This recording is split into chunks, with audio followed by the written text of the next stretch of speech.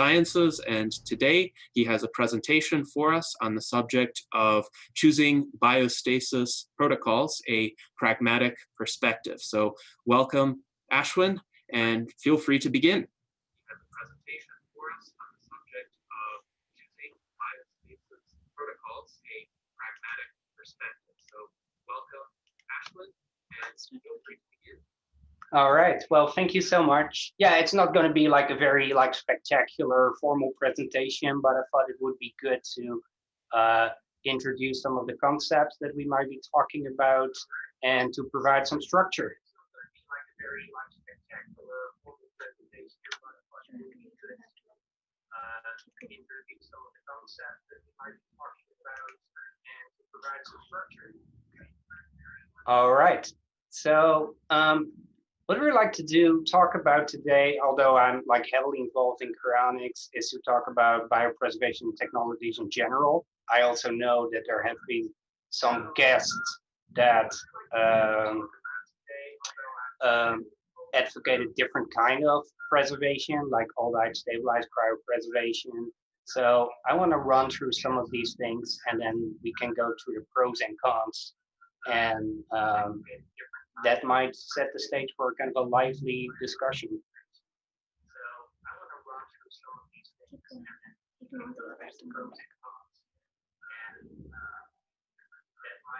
these things. All right. So, first of all, there is the most rudimentary way of doing cryopreservation, which in fact is still how many people, the popular opinion thinks about it. And that's a straight freeze. So you basically do a cryopreservation without any form of cryoprotection. So the brain basically completely freezes. Then, since about 2000, cryonics organizations have introduced the technology of vitrification, which loosely defined is cryopreservation without freezing. So you use cryoprotectant in a very concentrated form, and at some point, if you lower the temperature, these cryoprotectors turn into a glass, and this eliminates ice formation. More recently, there has been a new technology, or at least the technology actually isn't so new. I think if you even go back to the old book of Eric Draxler, Engines of Creation, you'll find the idea of combining chemical fixation with cryopreservation. But it was only some years ago that Robert McIntyre and Greg Fay at 21st Century Medicine really in earnestly started considering this technology. I think one of the important reasons for that is until we had good reversible vitrification, doing chemical fixation followed by freezing would basically be a frozen chemically fixed brain, which would not be a really great advance in the field. So they published a paper about aldi stabilized cryopreservation, sometimes also called vitrification.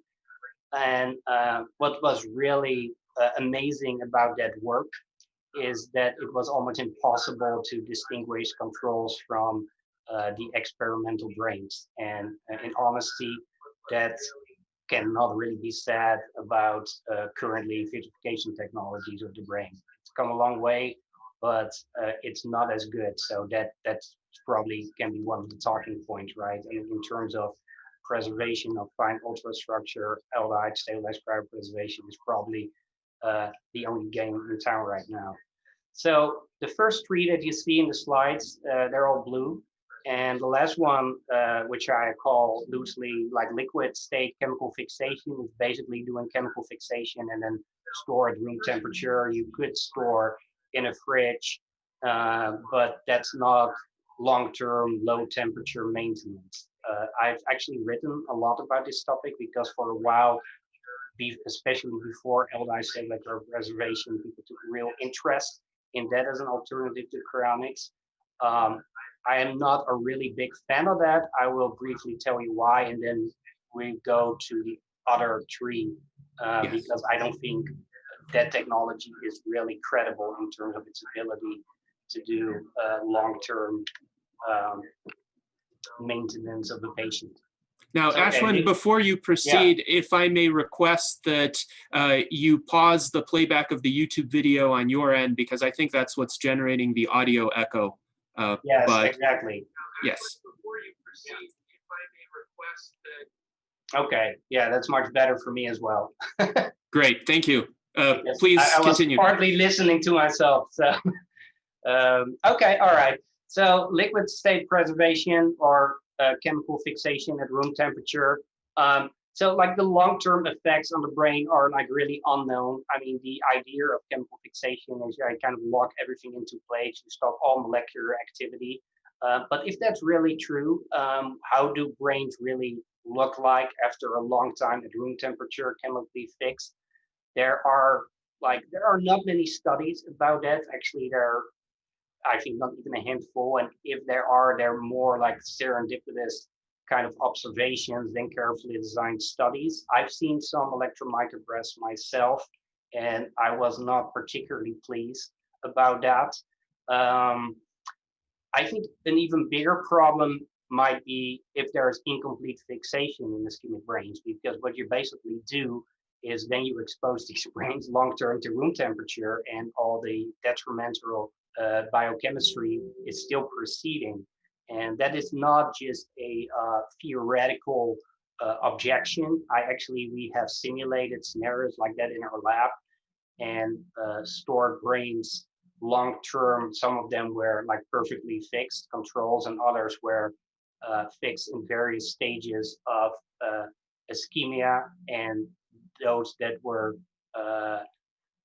chemically fixed with quite a bit of ischemia were not completely, the fixative didn't penetrate all parts of the brain. And at some point, it actually literally started falling apart. So that is clearly a scenario that could occur. Even at fridge temperature, that might happen. It might not be as visible, but it's probably not very good. So I think it's a temporary solution at best. I mean, it sometimes does happen that a mortician chemically fixes a brain or even a whole patient in anticipation of cryopreservation arrangements later. And if that's being done under relatively good conditions, that could even be a case of aldehyde stabilized cryopreservation, so that's okay. I think the core message of the three forms of biopreservation that I like, and I think there is good evidence for, is called simply inhibits all diffusion-based chemistry. I mean, you can discuss whether fixation is a good thing or not. You can talk about cryoprotectant toxicity, but at some point, when you go down to that very low temperature, all diffusion-based chemistry is stopped, and whatever state the brain is in, it will remain. Okay, so let's run through some of the typical elements of a cryopreservation. And when I talk about a cryopreservation here, I'm talking about all three options that I was talking about: straight freeze, vitrification, and aldehyde stabilized cryopreservation. Because it's sometimes I think a misconception to think that that there are ways of doing biostasis that don't require all these logistically challenging stabilization procedures, but any kind of biostasis procedure is as good as the response time and stabilization that went before it. So what are the elements of cryopreservation? Well, there's stabilization. So these are the emergency procedures to prevent further ischemic injury after pronouncement of legal death. Then there's the actual cryopreservation, the maintenance of the patient at ultra low temperatures to arrest metabolism. And then later there's revival, restoration of the patient's identity and health. And then there probably will be a substantial reintegration component, depending on how much time has elapsed, and which entails reintroduction of the patient into society. Okay, so what does revival entail? Well, clearly you want to fix the damage associated with the cryopreservation process itself. Like even the most perfect technologies at the moment will produce some kind of damage that is not compatible with revival. So that's one point. I think for many patients, if not all, you will have to reverse the effects of normothermic and cold ischemia. Clearly, there is the disease that causes decline of the patient. I mean, if we would not do that, then we're back in the same boat like two days later. And there must be some degree of senescence treatment. Without rejuvenation, we will be just in a couple of years cycle of treating the disease that made the patient die, and then there's something else, and there's something else. So I think it's pretty non-controversial to say that the revival component entails rejuvenation. Okay, so what are revival outcomes? It's kind of an interesting point because it's sometimes assumed that if we cannot completely restore the patient in the state or better than it was, that we have a failure on our hands. But clearly, if you think about mainstream medicine, that's not how we think about medical treatment. Like sometimes in the case of a mild stroke, there might be some long-term memory impairment or some minor long-term identity changes. Would we say like that person has not been revived? No, it's a gradual thing. So there are 4 different outcomes. You can have complete restoration of the patient's identity and memory. Okay, that's pretty clear cut. There can be partial restoration of the patient's identity and memory. Let's say a part of the brain has not been so well preserved and it's very hard to infer what was there. So there's that. Then there can be significant loss of identity and memory, critical information. That probably would be akin to like reviving, you know, the most of the original biochemistry, but most of the memories and identity are no longer there. And then there can be a clone of the patient with augmented identities and memories based on what people have left behind and so forth. And it's not an option that I'm particularly enthusiastic about, but there are some people in our community who think that still might be a meaningful way of revival. Okay, so one thing I want to talk about briefly, and we might get back to that later, is the idea of preserving versus inferring. So a very crude idea of cryonics, like you have to preserve everything in its original state, otherwise it's kind of futile and the damage cannot be overcome. I think this is even like something that lives pretty predominantly among people who are in the field of perfecting cryopreservation technologies. And I think that's for a good reason, because if you have a very optimistic idea about what can be repaired, well, maybe then you have not much of an incentive to perfect preservation technologies.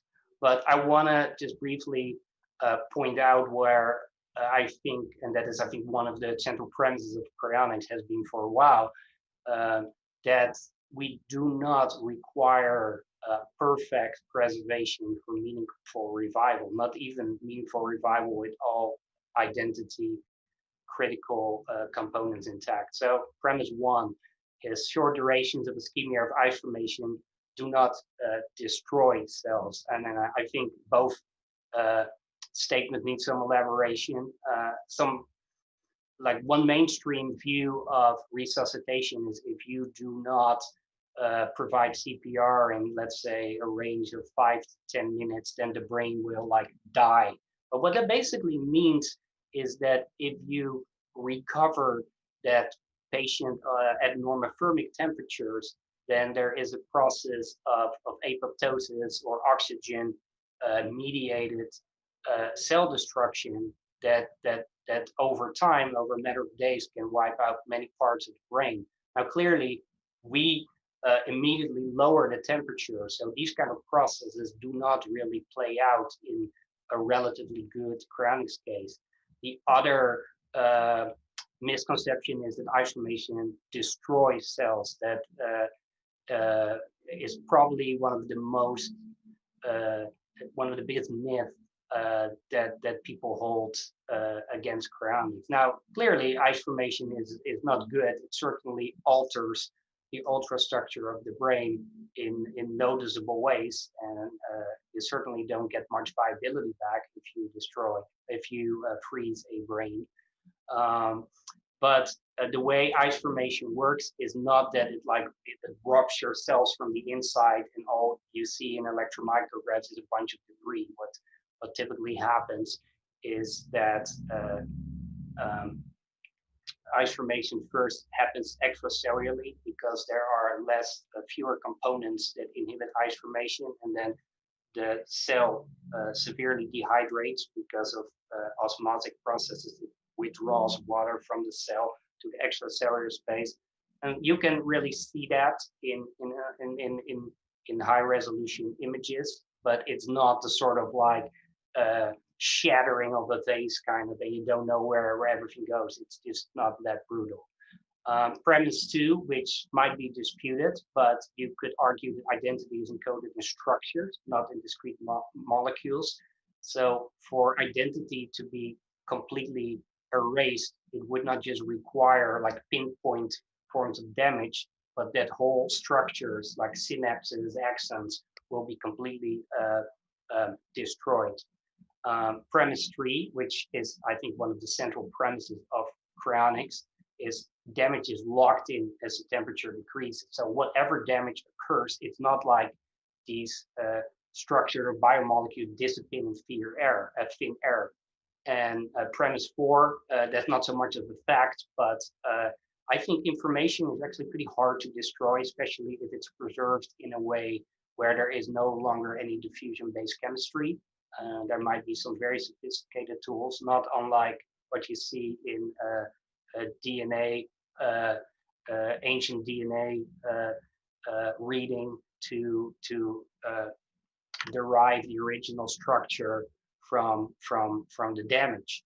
And that raises a very general question. It's like, how does actually structure disappear at low temperatures? And this is a question that I pose very abstractly, but I've never actually heard a really good answer how the lowering of temperature as such, even if it entails a straight freeze, can destroy information in a way that it's no longer inferable. Most people talk about it very broadly, oh, damage, this or that happens. But I think what is really needed to argue that cryonics or aldehyde stabilized cryopreservation or straight freeze does not work a priori is an argument that at a molecular level really shows how identity and memory structures in the brain are irreversibly destroyed at low temperatures in a way that nothing meaningful can be inferred any longer. And one of the things I want to do in the next year or so is write a very formal paper about this and really try to explore the issue if it's indeed actually a priori possible to erase identity critical information simply by lowering the temperature, because I'm skeptical about that, but that is a question that needs to be explored at a, I think, very high logical and also empirical level. Okay, so there's death. Well, this is an example of normal death. Well, it's not the kind of death you hope to happen to you. And then there is information theoretic death.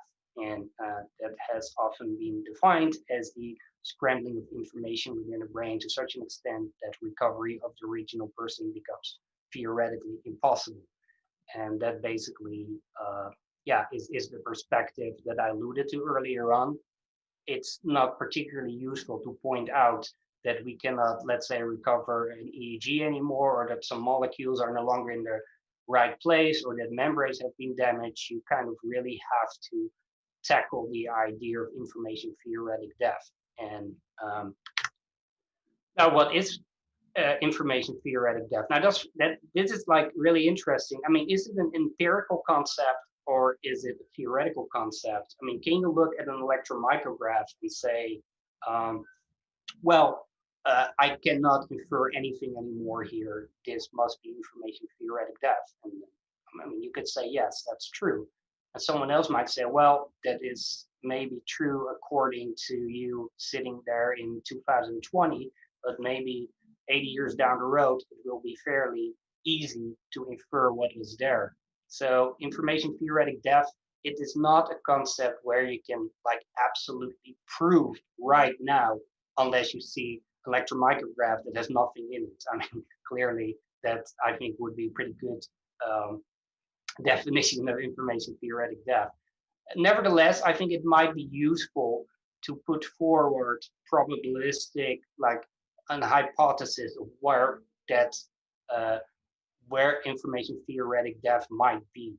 We wrote a paper in our lab. It was published this year in rejuvenation research, in which we did like the most comprehensive survey of electron micrographs at normothermic and hypothermic temperatures after various durations of ischemia. And in normothermic ischemia, we went all the way up to 3 days, which is kind of interesting in light of what I said about that most people believe that like the brain dies after 5 or 6 minutes. And with cold ischemia, we actually went up to 6 months. And when I talk about cold ischemia, that basically was holding the brain at 0 degrees Celsius for that duration. And our motivation to take such a long duration of cold ischemia is that there was a study in which they did histology on a person who had been stored in a regular mortuary fridge, and a lot of identifiable structure could still be seen. Now, yeah, you can read that paper, or you can contact me and I can share some of it. I think it's behind a paywall, but one thing we found is that after 72 hours normothermic ischemia, I will say this is, I don't know how well some of you are in reading electromicrographs, but this looks pretty bad.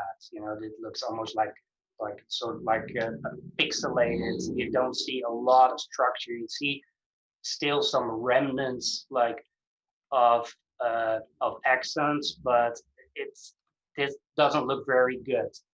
So this might be a point where I would not, really strongly object if someone say, well, maybe this is information theoretic death. But remember, we're talking about 72 hours normothermic ischemia, but that looks pretty bad in my opinion. Now, clearly, when you go to lower temperatures, that time is way extended, because metabolism really slows down at these temperatures, so you can get away with a longer time. So that's all in the paper. I encourage you to check it out, because it is one of the fundamental issues to evaluate cryonics. Like, at what point? People often ask me, like, at what point is cryonics still meaningful, right? So that paper, that research, really contributed to that conversation. Okay. So the case for low temperature repairs. I'm just assuming, for the sake of the argument, but we can talk about it later as well, that we're talking about actually actual physical biological repairs. Some people might say, well, that is not necessary, or it might actually be even much easier to do a molecular scan of the brain and then do revival in a different substrate or whatever. That's possible. I'm talking right now about biological repair, and there is a good case to be made for doing these repairs at low temperature.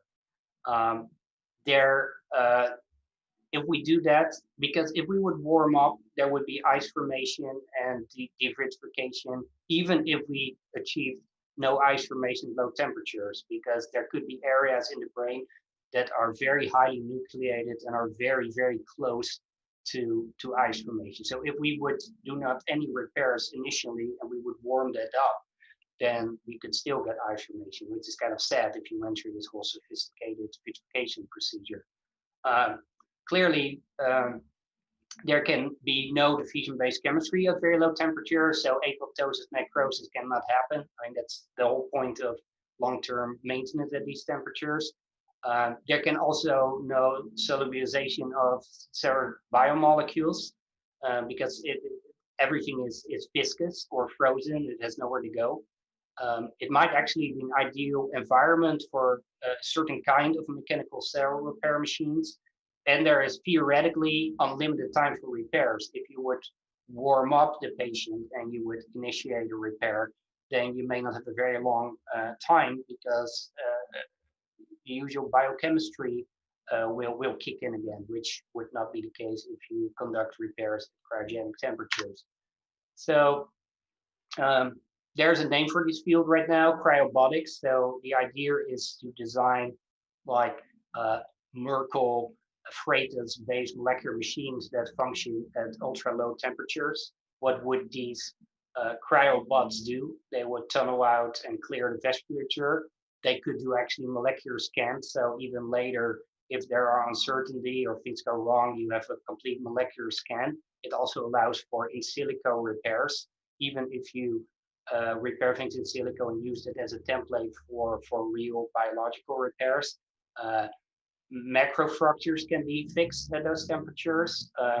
You can also deliver very potent anti-nucleation agents and cryoprotectants, so that if you warm up for the remainder of repairs, you can do that safely, and you can deliver some kind of anti-metabolic, anti-apoptosis compounds that will allow you to safer do any kind of residual repairs at higher temperatures.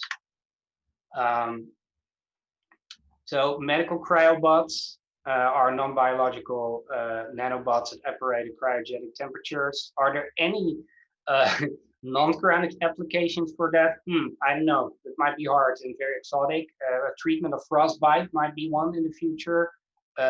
Maybe precision exploration of polar landscapes in which you have to navigate through very low temperature frozen areas, but you have to do that with molecular precision, and any kind of molecular studies of low temperature phenomena. Now, one announcement that I can make here, I think for the first time in public. So hopefully next year, there's a good chance that the first book-length study of cryobotics and how it will be used in the revival of cryonics patients will be published next year. And that is shaping up to be a very big manuscript. So that's pretty exciting, and it will contain all kinds of ideas for further research, theoretical and empirical. So that's pretty exciting, because clearly if many people already are skeptical about the idea of molecular nanotechnology, and if you then say like, well, what we really need are nanobots that can operate at cryogenic temperature, then people say, well, how is this even remotely going to work? So some of the theoretical foundations hopefully will be published in 2021 for you all to read. Okay, so let's get to straight freeze. This is like the most rudimentary biopreservation option. I cannot really say too much about it. I briefly talked about this like a year ago in New York, because we're gonna publish a paper about it, so I cannot disclose too much data. But one really interesting thing, and we're not the first lab to kind of really have seen that if you just do a straight freeze and even thaw it and then do electron microscopy, the ultrastructure does not look nearly as bad as, well, it certainly doesn't look nearly as bad as like popular opinion would think, but it does not even look as bad as many like people who have good knowledge of cryobiology would think. It actually looks pretty good. It's very easy to like identify synapses, axons. You don't see like big holes or craters where we only see remnants of debris, and that was pretty surprising. But this has been found by several labs in the past, and if you dig very carefully to some of the older literature, you will see this occasionally come up. So this is, I think, pretty encouraging. Neil, so this is a very like low resolution micrograph of a straight frozen brain. As you can see, you don't see these kind of really big holes, big wide holes, or like whole parts being kind of ripped apart that you would predict. And so this is like higher resolution. I mean, clearly it's not like the best electron micrograph that you've ever seen, but you see organelles, somewhat swollen, but you see synapses, you see like I count like at least 4 or 5 synaptic connections over there. So That is pretty interesting, and that raises a question: is there an ethical justification for offering a low-cost trade freeze option? Because if a trade freeze produces damage, but identity is still inferable, then a case could be made for that.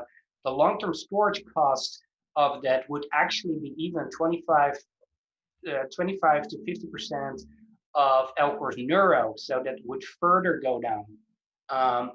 Furthermore, a brain-only cryopreservation also permits immersion fixation and cryoprotection, in which you basically place the brain in a vat with fixative or cryoprotection. Ideally, it has been fixed by perfusion, and then you use cryoprotection by immersion, which is a procedure that occasionally has actually been done in our field.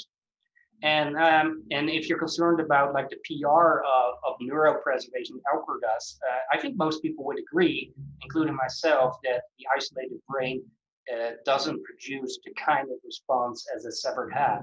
So I'm just throwing that out here. It's interesting. I think a case might conceivably made for that option. Okay. All right. Okay. So that's it. I want to like later get back to some of the slides, but I think there's so much to absorb. It's probably better to first cover this a little bit, if that's okay, and then get back to some of the other options like vitrification and aldehyde stabilized cryopreservation, like some of the pragmatic considerations. Yes, indeed. Thank you, Aschwin, for this presentation. And we really appreciate the practical perspective on cryonics and biostasis. I think this is a great opportunity to answer a lot of questions people have had about cryonics, including people who are quite intensely involved within the transhumanist movement. And we've had some interesting questions from the audience to this effect already.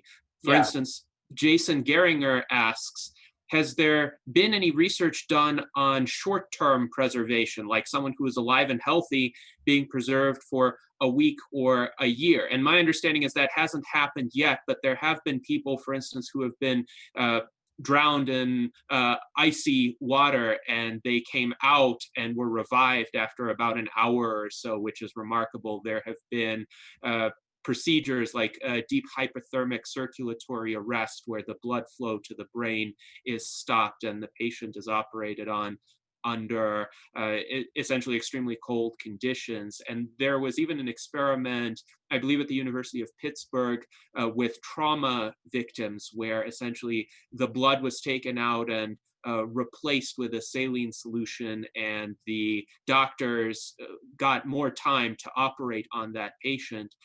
But I don't know if anyone was successfully revived from that procedure. So what can you tell us about the existing state of the research and any achievements that have been reached in this regard? Okay, yes.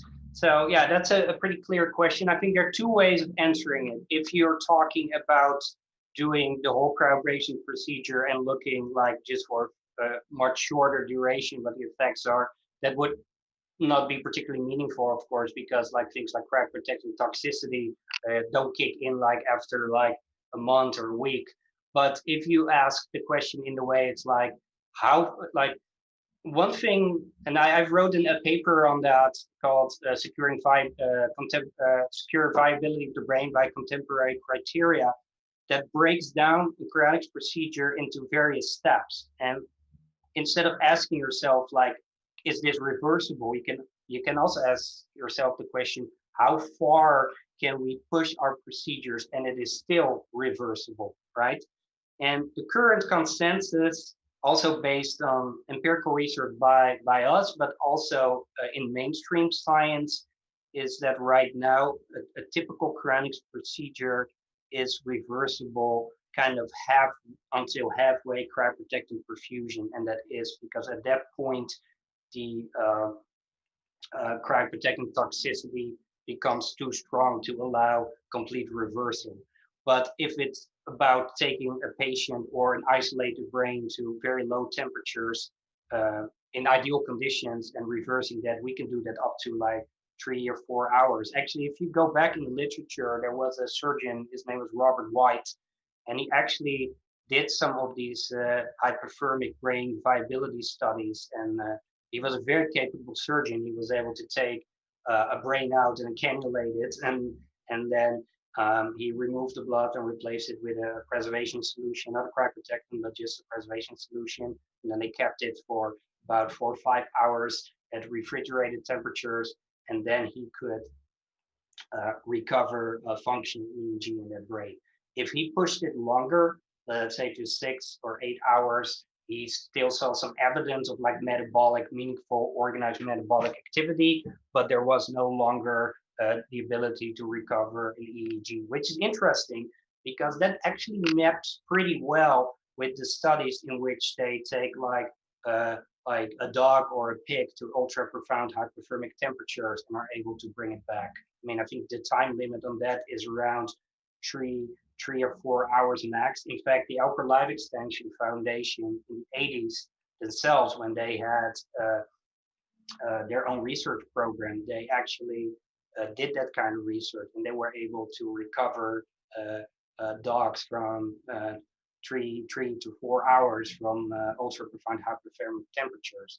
So if you look at the cryonics procedure like this, the question is not like, is it reversible or not? The question is, how far can you go and reverse it?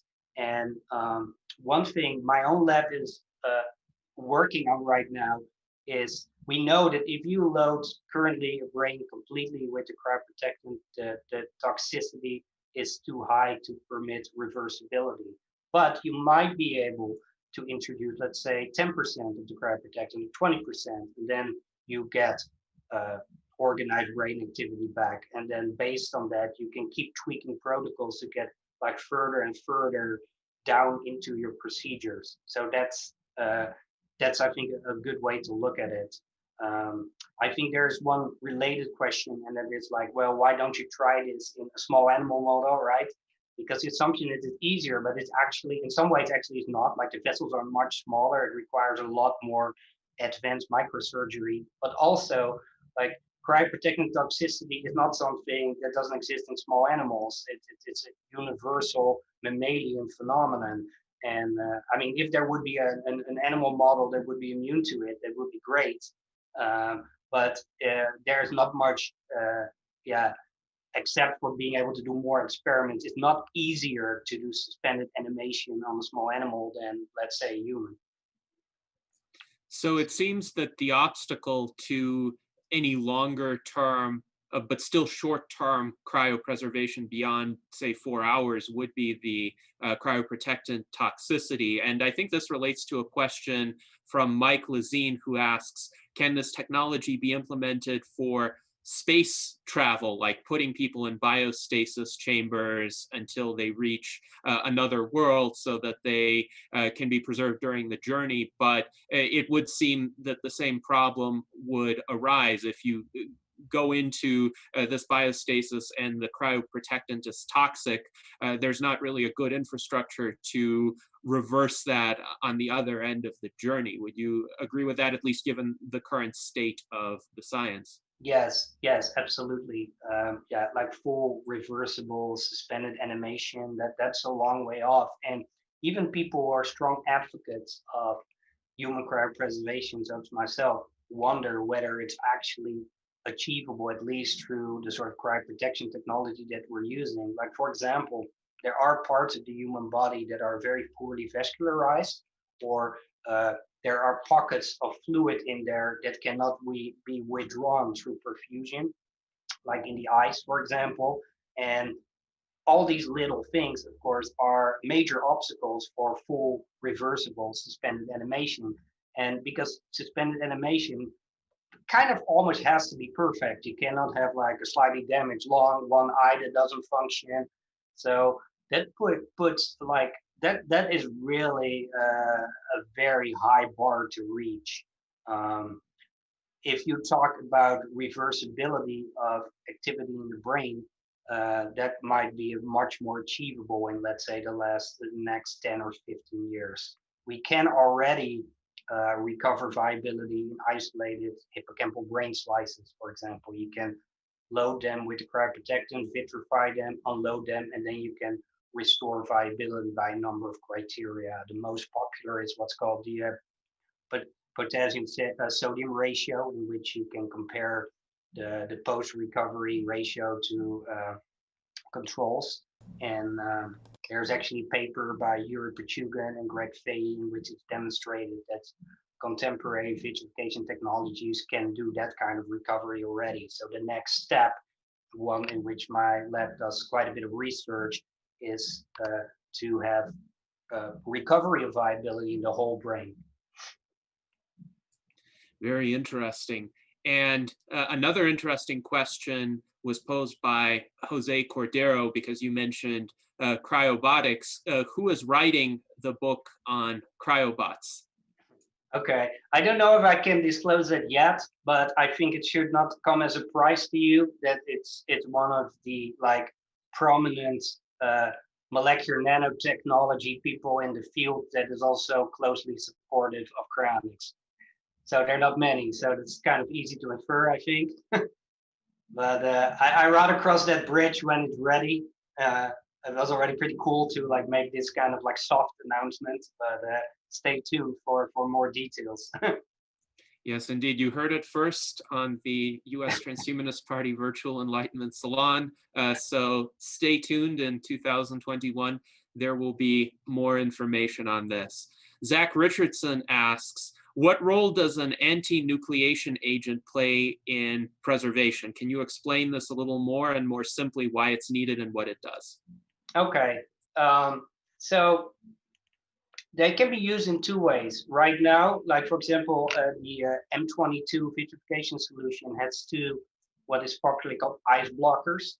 And they're actually pretty relatively small molecules, and they use in very small amounts, but they can greatly improve the resistance of ice formation of a given vitrification solution. So for example, if you have a solution that is 70% weight volume, you can take 5% off and only put in 2% of these ice blockers, which is of course an interesting advance, because cryoprotectant toxicity can start really accelerating after you reach a certain concentration threshold.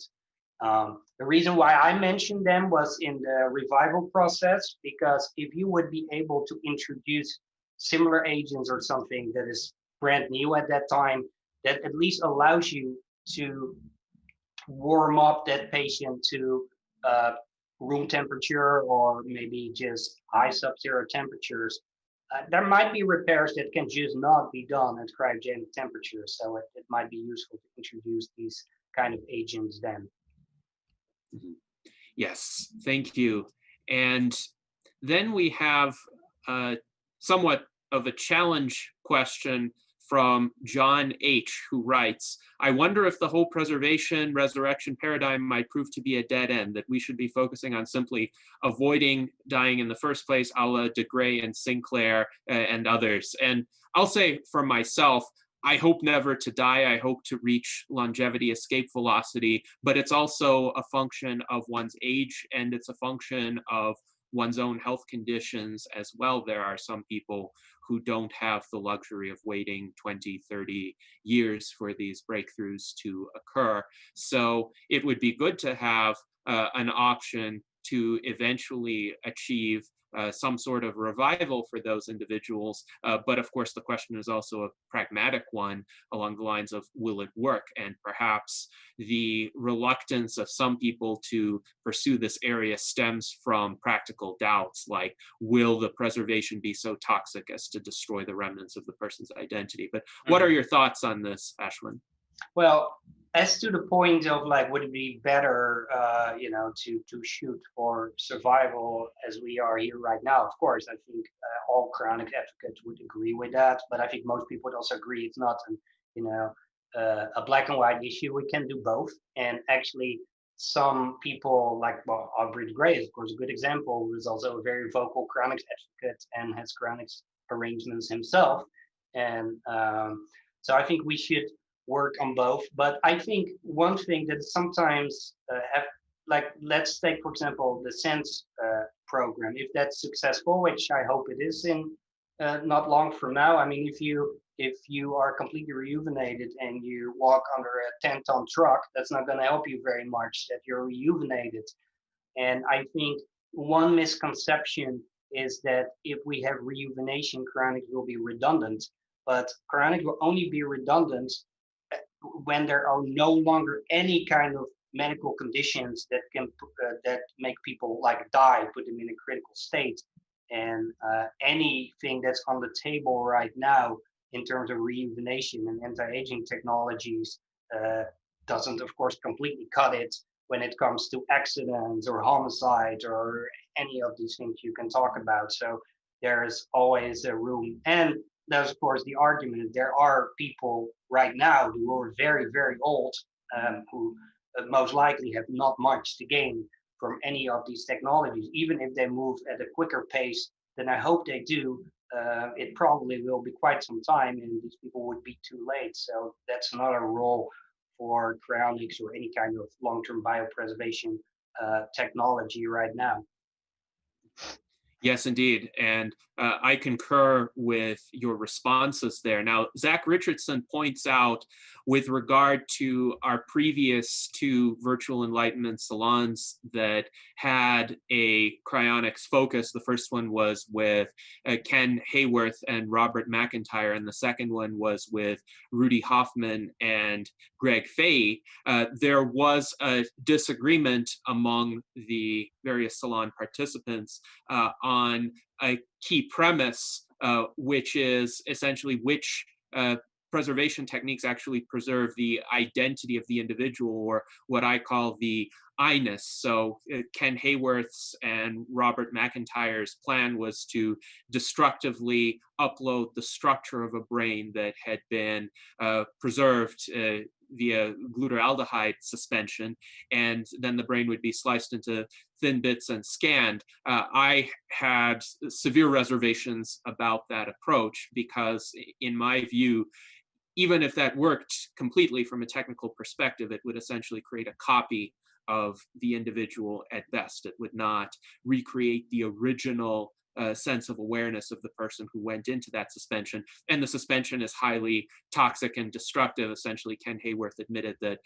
once you're suspended in aldehyde, you're essentially as dead as can be.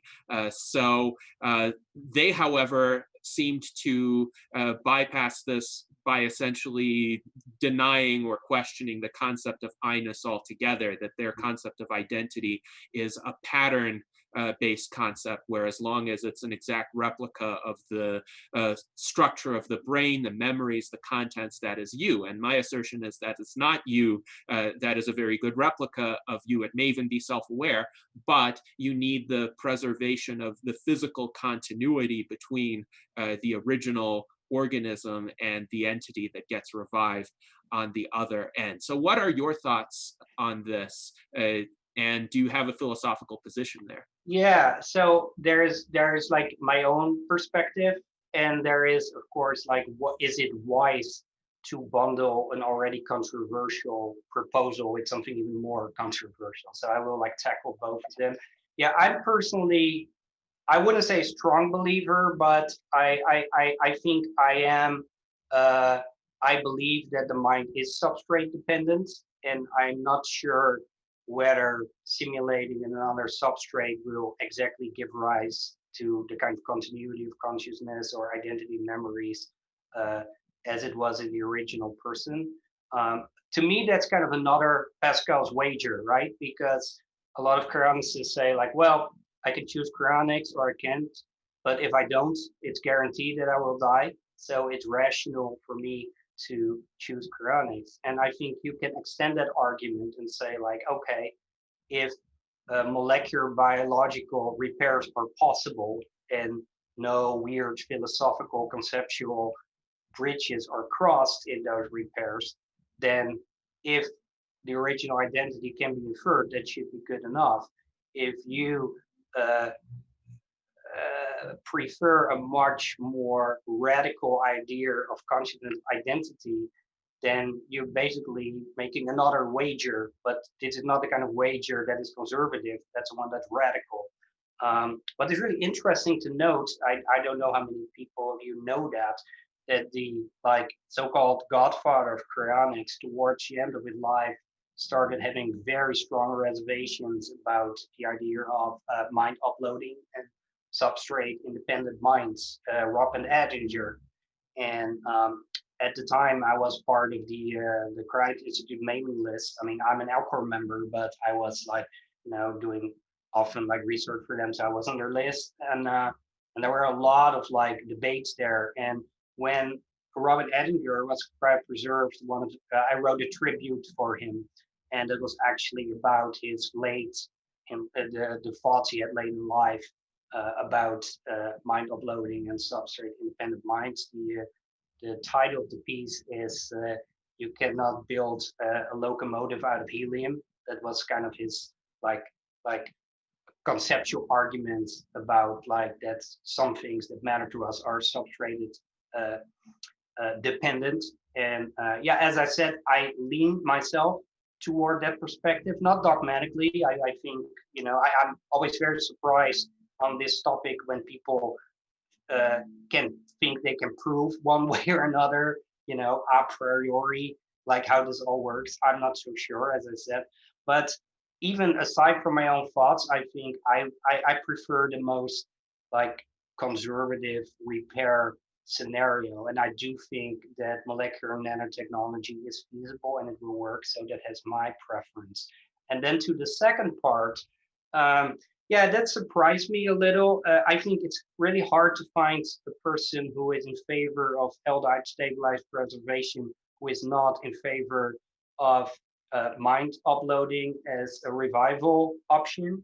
But the things are not necessarily entailed by one another. I mean, you can theoretically use molecular nanotechnology to break all these chemical fixative bonds and do a biological repair scenario and revival. But for some reason, the group of people or subculture, whatever you want to call it, people who strongly believe in aldehyd stabilized cryopreservation are also very strongly in favor of mind uploading. And when I saw that, I thought when they publish a good paper, they will have a good breakthrough on aldehyd stabilization. A lot of the chatter will actually will be about the mind uploading stuff, and people will simply then dismiss a lot of the work based on the way they aim for revival.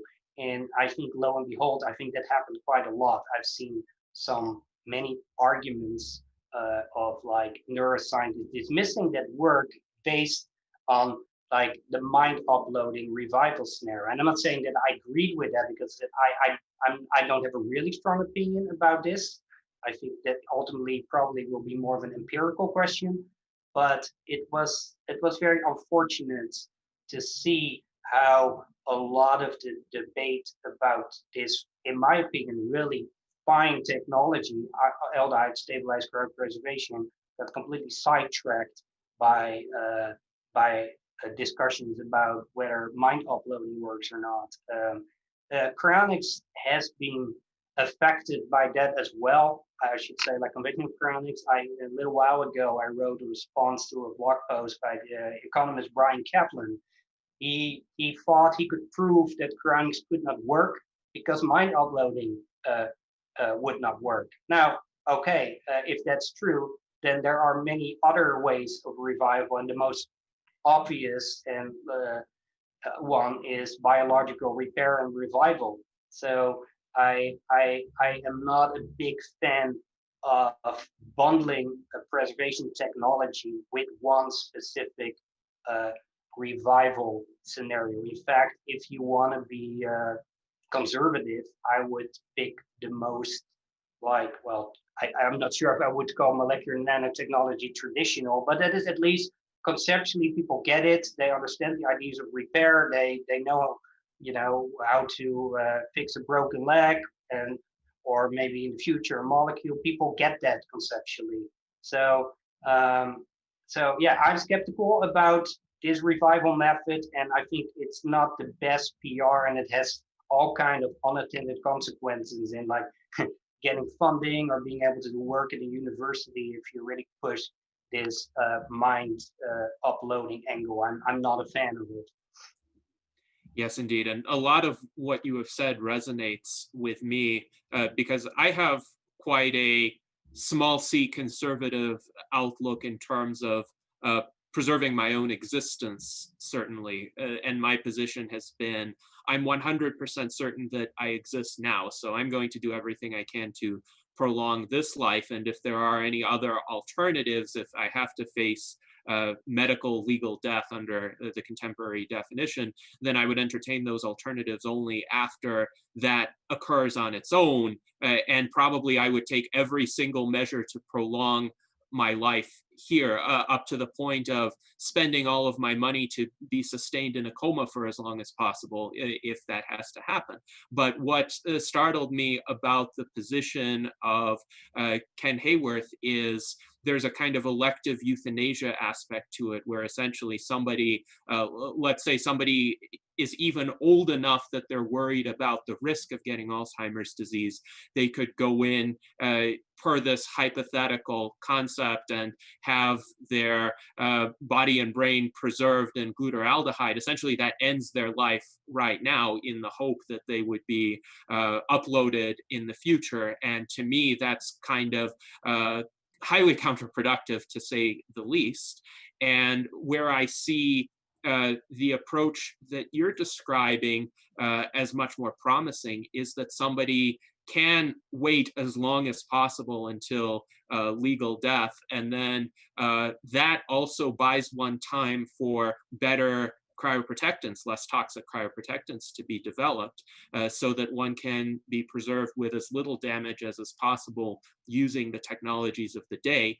And then hopefully the later one gets preserved, the easier it would be to revive one in the future and perhaps repair the damage that may have occurred.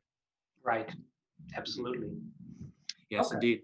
So Dan, you had a question in the chat, but feel free to pose it directly. I'll just ask it. Yes, I was just wondering if you could elaborate a little bit more, just briefly, on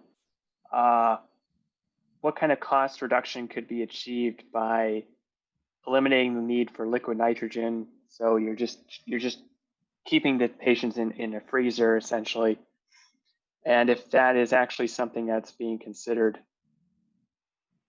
So what you're asking is like, would like cost savings be possible if we would store at like higher temperatures? Right. So, well, or is it really necessary to go to liquid nitrogen? Well, liquid nitrogen temperatures are not necessary. In fact, like one of the emerging technologies is called like intermediate temperature storage. Very briefly, if you use a vitrification technology and you cool an organ or a whole patient down, at some point you reach a temperature which for N22 that Elker uses is around minus 122 Celsius, in which the vitrification solution turns into a glass. If you go even lower than that, you get mechanical stress and you can actually get fracturing. So that's why there is a technology that basically holds organs or patients just below that glass transition temperature. So you don't get the fracturing, but you get kind of the inhibition of all molecular activity that comes from vitrification. And there are actually right now at Alcor, there are a number of people stored at intermediate temperature storage. And if I remember, the Timeship project that is slowly getting off the ground, that is also intermediate temperature, right? Right, yes. The idea of the Timeship project is to even have like whole body intermediate temperature storage. And so one misconception sometimes about intermediate temperature storage is that it's like based on electric freezers, but that's not true. I mean, there are electric freezers that run at cryogenic or very low temperature, like we have one in our lab, But the way intermediate temperature storage works is like you have a pool of liquid nitrogen. Now, clearly, within the pool, it has the temperature of liquid nitrogen, but the higher you are above that, the more. So you can design, let's say, a Duor in a Duor, then with a pool of liquid nitrogen, and then you hold the tissue or the patient in that zone that exactly creates that temperature range that you want to shoot for. And so that is how intermediate temperature storage works. However, this is actually more expensive than conventional liquid nitrogen temperature storage because you're working with smaller pools. So you have like a higher boil off rate of the liquid nitrogen. So that is envisioned actually to be more expensive. Now, okay, so leave that to the side. Can you actually go even higher? I don't think so, because if you have a vitrification solution, you at least want to go to what's called the glass transition temperature, right? Where the solution turns into a glass in which no meaningful molecular activity is possible. If you go up a little higher than that, okay, it is extraordinarily slow, but over the time span of decennia or centuries, you could still have some residual molecular activity. Dry ice, we know, will not cut it long term. It's good as a temporary solution if someone needs to be moved, let's say from one facility to another, or someone is cryoprotected in the field. That's good for. There might look, in theory, you could design vitrification agents that have a very high glass transition temperature. And if you would do that, then you might actually long term be able to store at, for example, something dry ice temperature. It's not the temperature that's critical here. It's like where the glass transition takes place. So if you can design that upwards, that would be good. I think Robert McIntyre, you also had in this program, one of the ideas, I mean, the guy dabbles with a lot of interesting ideas, was he called it polyvitrification, in which you use like really high molecular weight polymers that solidify at much higher temperature, and you could do long-term storage. And so that would be possible. Right. I think there, just not to interrupt, but there are people when you get to talk about the brain fixation and glutaraldehyde, there are people that are working on fixation methods which would allow room temperature. Yeah. So that's really interesting. Yeah. Well, that is like, and I briefly talked about like some people advocate chemical fixation, just aldehydes, and using that at room temperature. Yeah, I mean, you'll fix a lot of stuff, but not everything. That is well established in the literature. And if you have an ischemic brain, then you have the problem, no matter what kind of technology you use, if you cannot deliver it to all sections in the brain, that will keep deteriorating. And that's why I was pointing out earlier, like in my slides, one advantage of cold is it's uniform, it inhibits all molecular activity. There is no doubt about that. So, and that's, I think, will bring me, like later, if I do some of the remaining slides, that might be one of the problems with any kind of like high temperature vitrification I think it's chemical fixation, that you have to have a perfect preservation, and that is really required because there is no cold to help you stabilize the not well preserved parts. Mm-hmm. I think it's more of a aspirational thing than something that, Yes, thank you, Dan, for your questions. And we have a question and a comment from Jose Cordero. His question is, Ray Kurzweil has said that he expects the first reanimations of well cryopreserved patients by the 2050s. And he asks, what is your timeline? And in response to Dan, he also says that thinking about costs is also important. He says, quote, my Russian friend even told me he believes that if cryopreservation goes mainstream with thousands of cases, the cost would go down to $1,000 for neuro patients and $5,000 for full body patients. So what are your thoughts in terms of the time frame of successful revival, as well as the feasibility of bringing down the costs to 4-digit figures, which would essentially be affordable to the vast majority of people? Okay, so the first thing, I'm not sure as I don't think 2050 would be my preferred trajectory timeline for meaningful revival technologies. This is all a lot of hand waving, but I think it will be at least the next century before meaningful revival attempts can be made.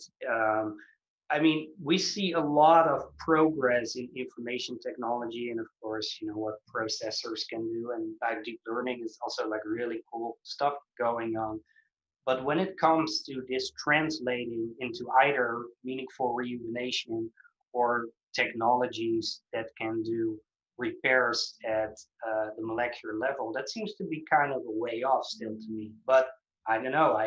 Clearly the shorter the time that we need, the more comfortable I think people will also feel, because if you say like, well, you will be cryopreserved, and in 200 years from now, you may not own anything that you had anymore, money exists in its current form, that makes it kind of scary. If you say like there was someone who was 20, 30 years old, like, well, it's just 50 years and then we'll have it. And okay, I can psychologically probably bridge that period. It might not be too radically different. But yeah, so I think it will be, I think it will be next century, but I hope I'm wrong and it's earlier. My reservation in general is like a lot of optimistic predictions are based on information technology and the doubling of like computing power and whatever. But at some point, these things all have to translate into meaningful, precise technologies, and I don't know if that will happen at that pace. As far as cost is concerned, well, the first thing, of course, I should say, like, it is, cryonics is clearly not mainstream. That this is not very controversial to point out. So there are a lot of medical procedures that are like 2-3 times as expensive right now as long-term cryopreservation, especially with the neuro or the isolated brain. But it's not covered in a meaningful way right now, right? It's not part of your health insurance or company policy. Although interestingly enough, there are a small number of companies of people who are part of our community and who actually offer life insurance and pay for part of your cryonics arrangements. And that might actually be really interesting if you're a CEO of a small biotech company or whatever, or in the rejuvenation field, and you are sympathetic to cryonics, you could actually offer it as a benefit. And I know that Alcor is kind of working on making that really easy for a company to do so. And I think I wrote a brief column about that a little while ago, like offering cryonics as a company benefit. As far as bringing down the cost, well, one thing, of course, I mentioned was like isolated brain. I'm personally whole body, but to me, there's not much difference in terms of identity preservation between isolated brain and the isolated heads, and you can at least bring down the long-term storage cost by 25%, maybe even 50%, and even more by just storing isolated brains. So that's one.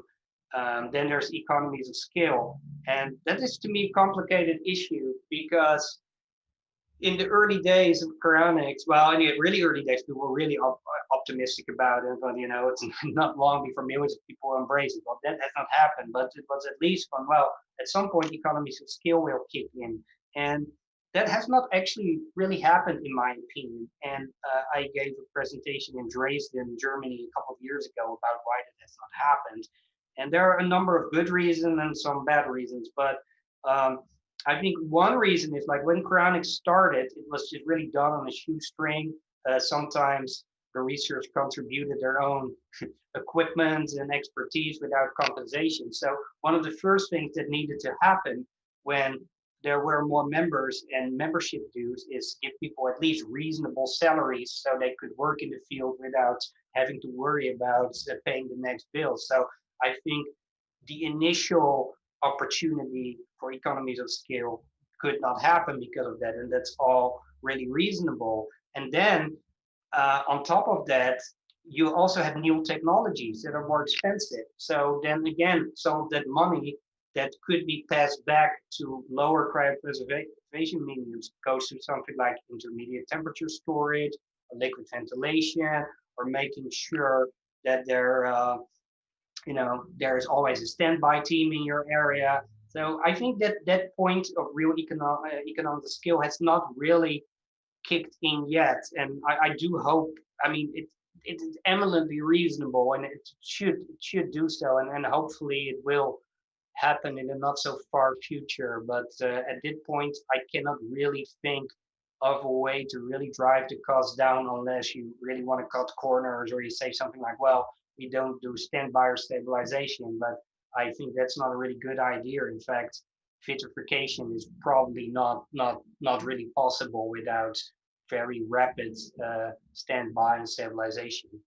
So yeah, the short answer is yeah, theoretically, a lot more members could bring the cost down, but there are good reasons why so far more revenue has not translated into these kind of cost savings. I'd like to give one more example. In the 60s and 70s, cryonics organizations didn't own their own buildings. They were just renting stuff. And it was done as what's called a pay-as-you-go basis. Now, no matter how much your family says they support your decisions and love you, at some point they stop paying the cryonics organization. And that was one reason for an organization like Alcor to say, okay, we fully own our building, and we're no longer going to operate at this pay-as-you-go basis. We want either the money up front or through life insurance, because we know where it goes if relatives or friends have to keep paying indefinitely for you. And it doesn't happen. And the early accidents in where people were fall out, there was one common denominator in that, and that it was cryonics was run as pay-as-you-go basis. And I think we learned really well, both major cryonics organizations, Alcor and the Cryonics Institute, there has to be life insurance in place or a prepayment of some kind. Otherwise, they're just not going to do it, because any patient that would have to be abandoned and fall out is has a negative effect of the fields in general. Yeah. Yes, indeed. Thank you for your response. And I think this is a good bridge into another observation that was made by Zach Richardson, and that gets to cost differences among existing cryonics organizations. So he points out that Cryonics Institute is much cheaper than Alcor for a full body cryopreservation, but he also observes that they don't have as strong of a standby service from what he has heard. So perhaps you can answer this question more generally, given that there exists significant variation in the costs of what seems to be at least the same kind of cryopreservation, a full body cryopreservation. I don't think Cryonics Institute does neuropreservations, and yet there could be significant differences in what people pay for those. What explains those differences? So yes, and I think you alluded to it yourself in your question already. I mean, it's really important not to compare apples with pears, right? If you're a CI member, you can add standby and stabilization services by contracting with suspended animation to your arrangements. And if you do that, the price difference starts to rapidly disappear. There will still be some price difference left, and there are a number of reasons for that. One of it, Alcor allocates a much larger amount of money in what's called the Patient Care Trust, the organization that is independent legally from Alcor, and that just ensures that the patients are protected in case of, even if something would happen to Alcor or there is litigation that puts them out of business, there's still the Patient Care Trust. And that money is not, is invested in a way that is not being consumed, but keeps growing. And that is a pretty substantial amount that you pay for that. And for a lot of people, including myself, that provides some good additional security. Now, Alcor also have larger staff that might be a little bit more up for debate, like how much exactly is needed. Can something be done more efficiently? Can the membership process be automated more and so forth? So, but I think that's not really the bulk of it. The bulk of it comes from Alcor You don't, standby and stabilization is included in the service, and a much bigger portion of your money is put in the patient care trust long term. And if you factor in these things, there's not much of a difference. Alcor uses a vitrification agent that is proprietary, M22, so they pay a licensing fee for it, and especially if you use it on whole bodies, it's a lot more expensive. So that's another reason. So there are these little things, but I think I pointed out the two major reasons for the cost difference, and you see that with other smaller chronic organizations as well. If you look at the pricing and it's very low, you can bet on it that it does not include standby and stabilization, because it's a pretty costly affair, because you have retainers, you have surgeons and perfusionists on staff. There has to be a lot of redundancy. There's a lot of logistics going on.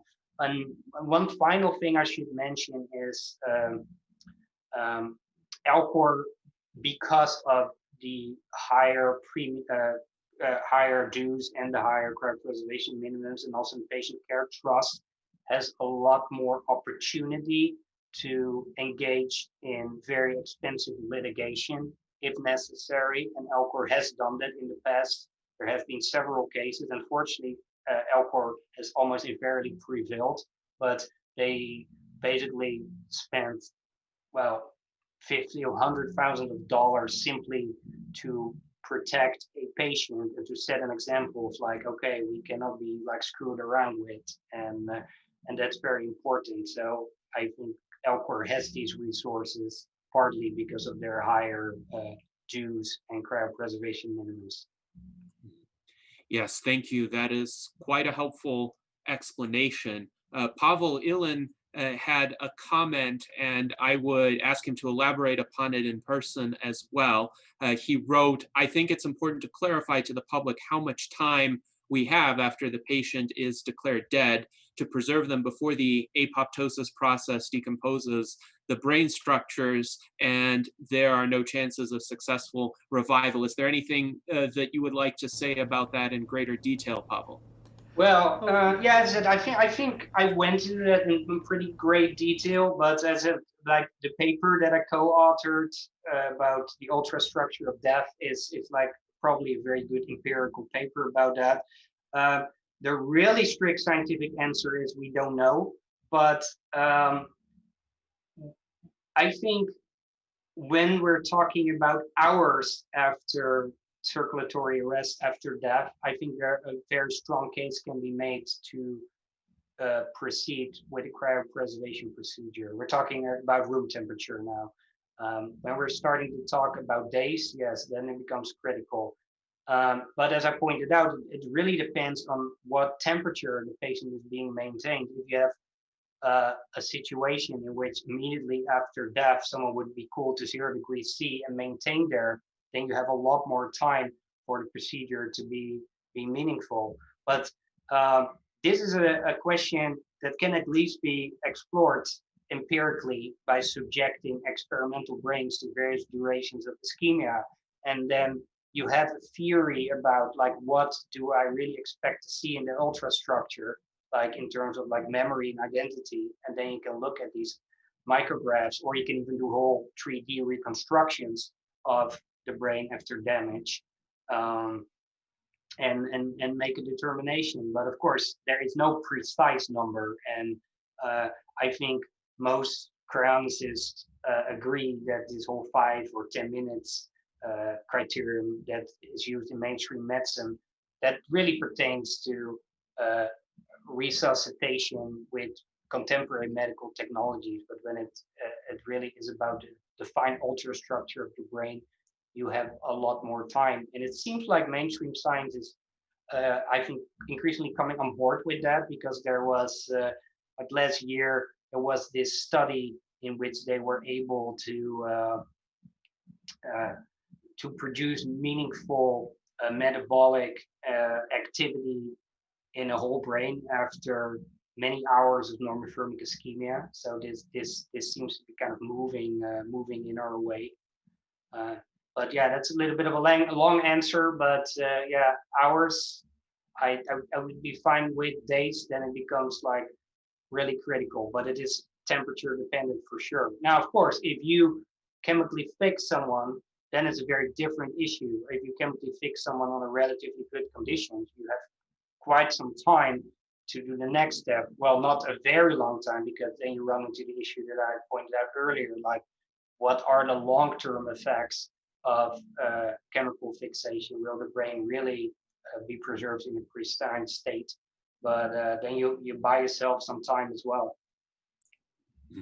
Yes, thank you for your response. Pavel, is there anything else you want to say on this subject? Yeah, I asked the question because this is one of the most common objection against cryonics. People usually say that, well, after a few minutes after clinical death, your brain get irreversible damage, so there's no sense to preserve it. So it's important to educate people and let them know that even after the clinical death, even in different scenarios, uh, if you, for example, they put your body in a morgue, there's still time for the preservation team to get there and do all the preparations. So it's not immediate decomposition. Okay. Actually, so as I said earlier, I was like, I had a few slides left, but it was a little overwhelming information-wise. So maybe I should like finish those, because they may contain some other really interesting points about like how actually choose between the different like cryopreservation options that are currently available. So if I like run through these slides, maybe then we can get back to the discussion again. Yes, I think it would be good to do that. So feel free to share your slides now. Okay. Let's see. All right. Can you see it? Yes. Okay, all right. So I talked quite a bit about straight freeze and why it might not be as bad as we think, or at least as the general public thinks it is. But clearly, you'd rather not have any freezing at all. So what I'm going to do is I walk through these other two options, vitrification and then aldehyde stabilized cryopreservation that Robert and talked about, and then I'm going through some of the pros and cons of these options, and especially look at it from a like pragmatic perspective, and then we may be able to discuss like what do I actually choose, what is actually the best technology, because it might not be as simple as choosing the technology that gives you the best electron micrographs. Okay, so vitrification. Now, so I have the pros in blue and the cons in red. So okay, there's no ice formation. I think that's undoubtedly a good thing. Preservation of cellular viability under ideal conditions, of course. This is one of the things that sets it apart from aldehyde stabilized cryopreservation. By contemporary biological criteria, fixed brain is dead. That's not the case when we use vitrification technologies, at least not under ideal conditions. This also entails that in principle, vitrification is reversible, and I discussed this briefly during the earlier Q&A. In hippocampal brain slices, we actually can do that already. So we can cryoprotect and then cryopreserve a hippocampal brain slice, and then reverse the procedure and restore viability in that. Now, one of the cons is vitrification requires advanced perfusion technologies. That's no joke. It's not the sort of thing that can be easily taught to, a volunteer. Even a mortician would not be able to just do cryoprotecting perfusion, and that also brings in a cost component. And it also presents challenges of doing the procedure wherever you want it to be. Right now, most of the cryoprotective perfusion procedures are being done in the cryonics facility. There's cryoprotecting toxicity with vitrification.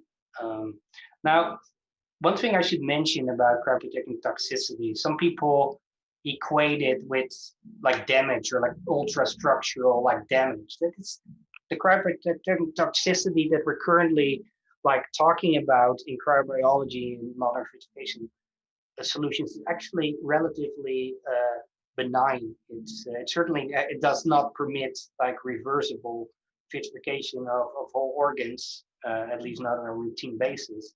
But when we're talking about cryoprotectant toxicity, it's not something that you can point out on electron micrograph. These are very subtle micromolecular changes that happen. So you could argue that it does not have much effect on identity critical components of the brain. For example, one of the mechanisms of cryoprotectant toxicity might be protein denaturation, or it might be subtle changes to the bilayer of cell membranes. Now, clearly, unless you think like identity is encoded in like, you know, the components of the cell membrane, that might not be the biggest issue, but it is an issue. And right now we don't have routine vitrification of mature mammalian organs because that is still hard to overcome. And there's also a risk of creating severe osmotic damage. And that gets me back to it requires advanced perfusion technologies. I think this is probably well known among many of you who are watching and listening in, but you cannot introduce a cryoprotectant like full strength right away because it's something like in the range of 8 to 10 molars. If you would expose a cell to it, would like that would literally like explode. That is what people think about ice formation. So you can actually, by doing vitrification incorrectly, you can create a kind of damage that's actually worse than a straight freeze. So if you do vitrification, you have to very gradually step up the concentration of the cryoprotectant. So water can leave the cell in a very measured, slow fashion until you have equilibrated. This is very, very important, and that makes it a very advanced procedure. Okay, let's go to the next slide. Okay, all right. So one problem we have, and I made it a separate slide.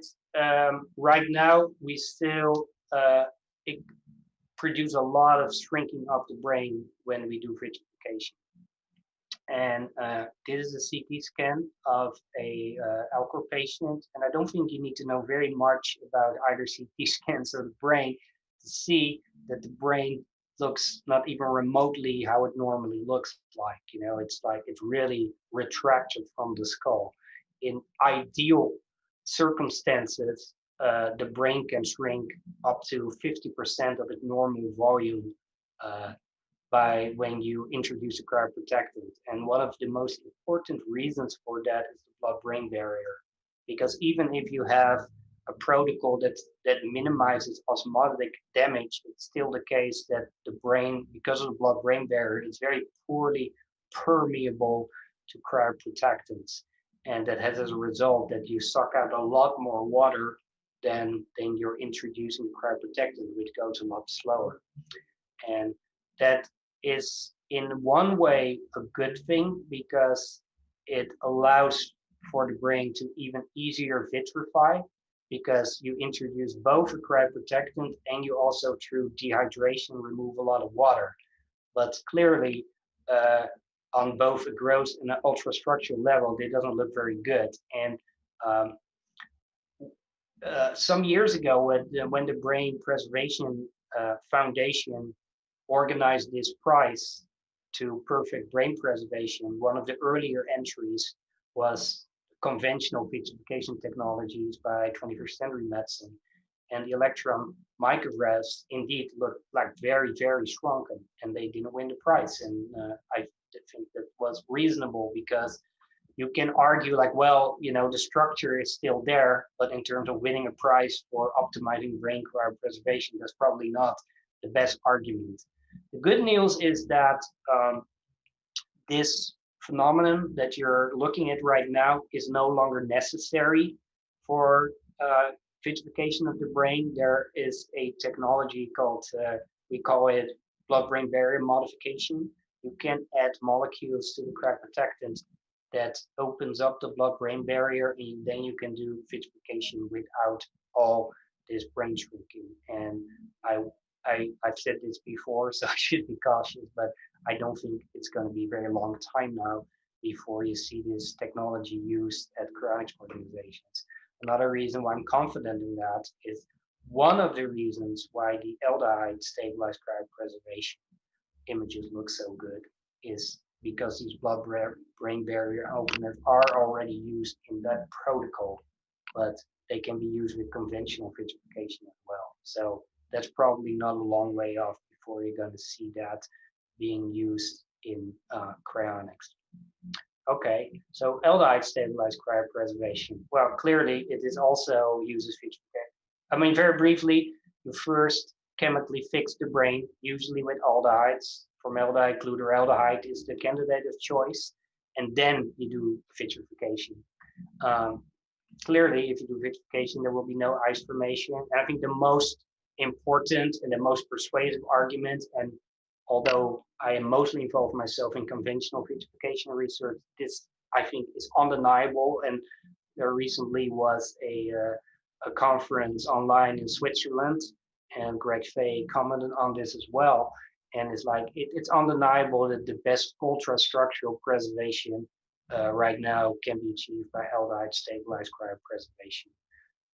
Was it an Alcor presentation of Robert McIntyre, and he showed controls and experimental electron micrographs, and it was really hard to tell them apart, if not impossible. And even with the best conventional vitrification technologies, I think we cannot achieve that level yet. It's coming along, and it is my understanding that 21st Century Medicine has a paper in the works about that, so that will be pretty exciting, and my lab is working that as well. But I think right now, the best ultrastructural preservation comes from aldehyde stabilized cryopreservation. Now, one could argue, like, yeah, the control is a fixed brain, and the technology to preserve is fixation, and that that a protocol that uses fixation will look like fixation is kind of duh.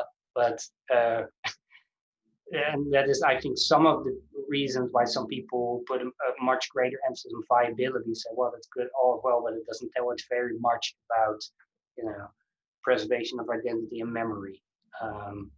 I don't think that's a good argument. I think on an ultrastructural level, you can investigate memory and identity. Although I would say in favor of vitrification. I mean, if you teach a model animal some very specific behavior, and then you can completely recover it and you don't see any difference, that's probably also for the general public the most persuasive kind of evidence, as opposed to pointing things out on an electron micrograph or in a 3D rendering of a brain. Anyway, it's another really good argument in favor of aldehyde stabilized cryopreservation, and in my opinion, that might actually be the best, is it's stable against falling. If you fall out a cryonics patient, then, well, you're back to your ischemia, you're back to your decomposition, and you either think of something very quickly, otherwise it's over. In the case of aldehyde stabilized cryopreservation, you still have a chemically fixed brain or whole body if you would apply to a whole body. Now, of course, it doesn't give you infinite time for the reasons that I mentioned, but it allows you for emergencies to temporarily fall patients out and move them around and so forth. So I think that is a pretty strong argument in favor of that technology. Now, one of the cons of it is the same as with typical vitrification. It requires very advanced perfusion technologies, maybe even more so, because you also need to be aware of the interaction between chemical fixation and cryoprotectant perfusion. What is undeniably true, as even its most vocal advocates would not deny, is cells are completely dead by contemporary medical criteria. So if you think cryopreservation technology is only credible if you can maintain cellular viability, then aldehyde stabilized cryopreservation is clearly a dead end and not an option. And I don't think that myself, but I certainly have seen mainstream neuroscientists making this argument. So I'm really interested to see where that will go. Here's an interesting point, and one of the things I really wanted to point out today, because I think that's not so well known. if you chemically fix brain tissue and then vitrify it, it looks like really, really good, as I said. But if you incompletely fix the brain, or you fix the brain and you are not able to load sufficient cryoprotectant or none at all, because some areas of the brain cannot be reached because the ischemia is called like the no reflow phenomenon, then you actually have chemically fixed tissue that freezes. And when I started in this field, one of the reasons why people didn't even want to go into things like aldehyde stabilized cryopreservation, because it's kind of a logical approach if you think about it. I mean, the paper like of Robert McIntyre and Fay was like really brilliant, but the idea is pretty common sense, right? You know, chemically fix something, stabilize it, and then do vitrification. And the reason why that has not been pursued in the past, aside from like concerns about viability, is because there was this belief, or at least people were sitting on some evidence that actually if you straight freeze chemically fixed tissue, it looks actually really bad. And I cannot say too much about this because we have a paper in the works about this, but what I can tell you is that seems to be indeed the case, that straight freezing of chemically fixed brain tissue looks really poor, much worse than straight frozen, normal straight frozen brain tissue. And that is clearly a big deal because you cannot always guarantee an optimal preservation. Okay, so, and that brings us to the topic of like cryopreservation of the ischemic brain. Well, in cryonics, right now, you can basically say cryonics is cryopreservation of the ischemic brain for a number of reasons. One is that even during the dying process, there will be often some degree of ischemia that that leads to a cascade of detrimental events in the brain. Then not always is standby stabilization effective enough to completely inhibit any kind of ischemic changes during the procedure. You actually have to cool either really quickly or cool really quickly in conjunction with oxygen to actually stay ahead of that ischemic cascade. So what are some of the effects of ischemia on the brain? Well, one is the breakdown of the blood-brain barrier, which is it's kind of ironic because if you vitrify an ischemic brain, you will not see that very severe dehydration that I showed earlier. And the reason for that, the blood-brain barrier has been compromised, so you no longer have that really strong effect of dehydrating your brain. Now, clearly that's not the way you want to open the blood-brain barrier, exposing it to like hours of normothermic ischemia. Another aspect of ischemia in the brain is blood coagulation and red cell aggregation. These things are not the same thing. Some people think if you just give heparin or an anticoagulant, that should be good enough. But there are more things that are happening with red blood cells, but also with white blood cells that tend to aggregate or sink to the bottom of the vessels, and it becomes hyperviscous, and that can lead to incomplete blood washout. If brain cells run out of energy, they cannot, pump the ions back and forth, so you can get cellular edema that can lead to swelling of the brain, swelling of the vessels, which further can lead to perfusion impairment. And that perfusion impairment eventually translates into either non or suboptimal cryoprotection of areas of the brain. When we started our lab in 2008, we had a very small budget. Other labs like 21st Century Medicine were very well funded, and we were like, well, what kind of meaningful research we can do? And we recognized that there had been not much good, solid research into understanding what happens when you cryoprotect and cryopreserve an ischemic brain. So we learned a lot about that, like for various durations of ischemia, how much freezing do you get in the brain? We're using all these medications, or at least Alcor they do, which are effective, which are not. That's something we looked at. Does remote blood washout with an organ preservation solution improve things? That's something we looked at. Can you change the cryoprotectant in a way that it can counter the the vessel obstructions in the brain. So we spent kind of a lot of time in that. We haven't published, well, we've done a lot of popular publications in it, in magazines and sport, not a paper yet, because clearly cryopreservation of the ischemic brain is not even a remotely mainstream scientific topic at the moment, but we generate a lot of knowledge and have disseminated that to cryonics organizations. But I will say it's still the case that cryonics organizations have a tendency to simply do protocols that have been shown to vitrify the brain under ideal conditions. And I think a good case can be made than is being done today to optimize protocols to do better with ischemic brains. Okay, only a few slides left. So vitrification in practice. Now, this is becoming a little bit more detailed now. So we're going to look at like these two technologies again, but really in practice and looking at some of their pros and cons. Cryoprotectants do not adversely interact with residual blood. Now, why is this important? Well, as I explained earlier, if you have an ischemic brain, you cannot just wash out the blood. It's not that simple. Some vessels might be obstructed, or it takes a while for these vessels to very gradually open up during perfusion. So you can have like even much later into your perfusion still like blood leaving the patient. That is not really a problem with cryoprotectants because they do not really interact in an adverse way with this residual blood.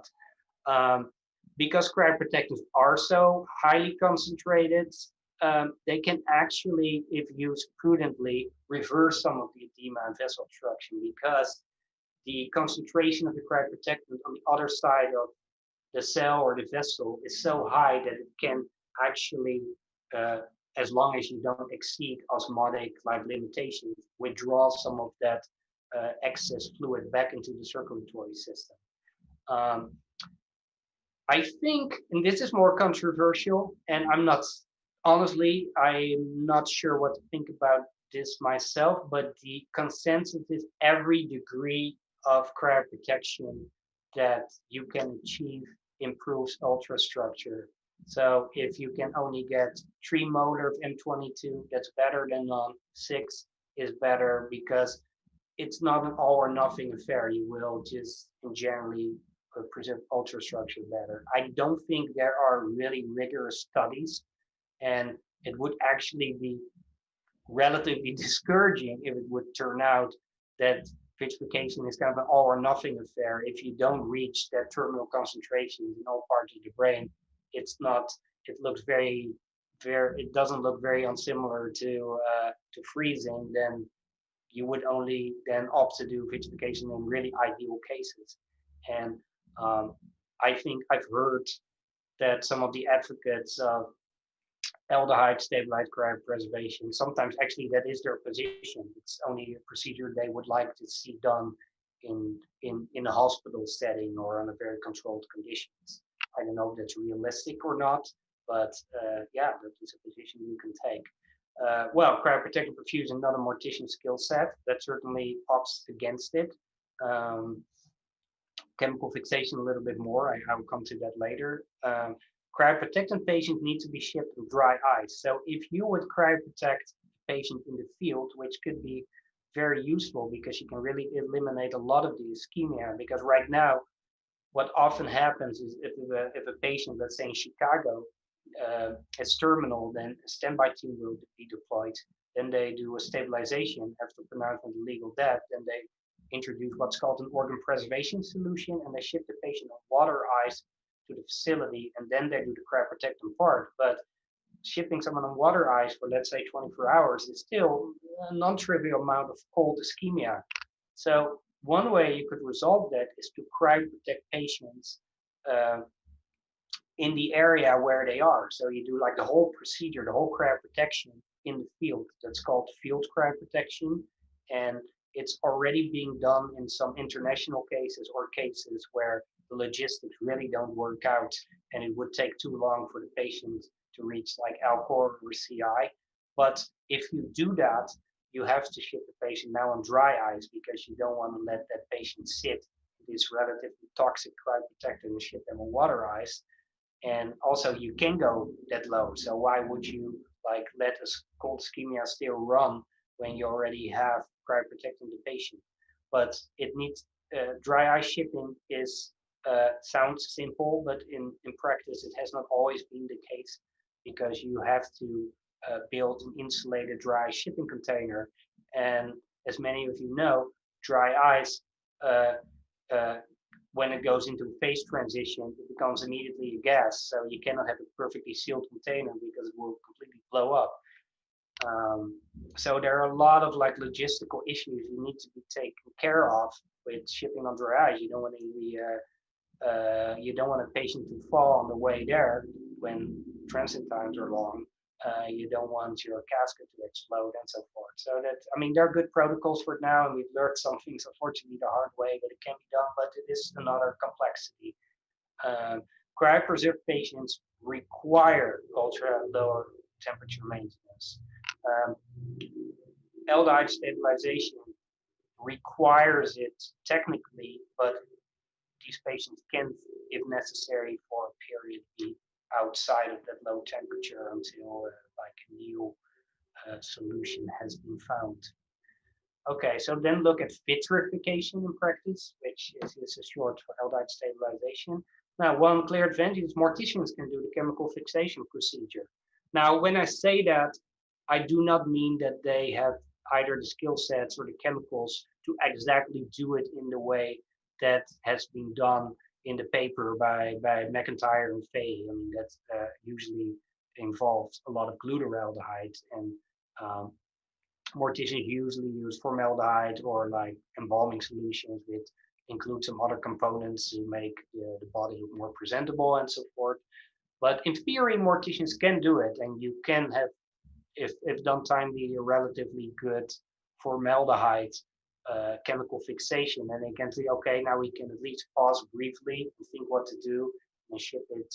Like, even if it has to take a couple of weeks, you can do that. In fact, before the whole aldehyde stabilization cryopreservation technology came online, one of the experiments we did in our lab, which is an extension of that technology, is if you do chemical fixation and then you delay the cryopreservation part by 2 weeks, if that's feasible, and it was perfectly feasible, and we still got good vitrification, and you don't get the extreme swelling you normally would see if you would not chemically fix. So morticians can play a bigger role in vitrification than in classical vitrification, because that's a more advanced procedure and they don't have the necessary equipment or solutions. And I mean, no funeral home, unless the cryonics organization puts it there, has VM1 or M22 or any of the vitrification solutions. Well, chemical fixation itself will stop ischemic damage. I mean, some strong opponents of vitrification are saying like we should put our patients like really quickly on bypass and then just do chemical fixation, so we don't have to go to this cold ischemic time that normally happens in cryonics, cooling down to 0 degrees C. So that in theory is an advantage. I will say in theory, because the logistics of that would not be trivial, right? You would really need to have a cryonics type standby stabilization thing and then immediately go on bypass with a chemical fixing. Fixation also permits immersion cryoprotection, and that has happened 2 or 3 times where a patient was embalmed, chemically fixed by a mortician, and then the isolated brain was placed in increasing concentrations of the cryoprotectant. And that is not a non-controversial procedure, because, as I said, if parts of the brain would not be well fixed, then you spend a lot of time having that brain at above 0 temperatures. But in theory, you would be able to achieve complete vitrification because you're not dependent on the quality of the vessels in the brain. You can just put that brain in a vat and maybe stir it to speed things up and completely cryoprotect the brain through immersion, and that is certainly possible. I mean, we've done this in our lab. Clearly, like small animal models, the brains are a lot smaller, so it goes faster.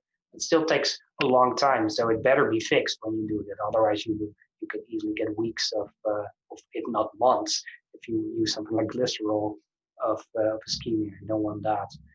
Well, fixatives are more toxic than cryoprotectants, at least in the sense of using them like in field situations. Usually, a fixative is something that is used as soon as the hospital stops care. You know, it's in forensic pathology or it's not a typical hospital-based chemical, except maybe using some glutaraldehyde to clean surfaces or something. But so bringing in like chemical fixatives into a hospital or doing like a field fit for fixation procedure with fixative, I mean, there will be a lot of fumes and exposure to formaldehyde and glutaraldehyde, and that is a non-trivial logistical issue. And I think that's also maybe one of the reasons why some of the proponents of this technology really want to see it done in a very controlled, elective, hospital-based environment. But that may, in many cases, not be possible.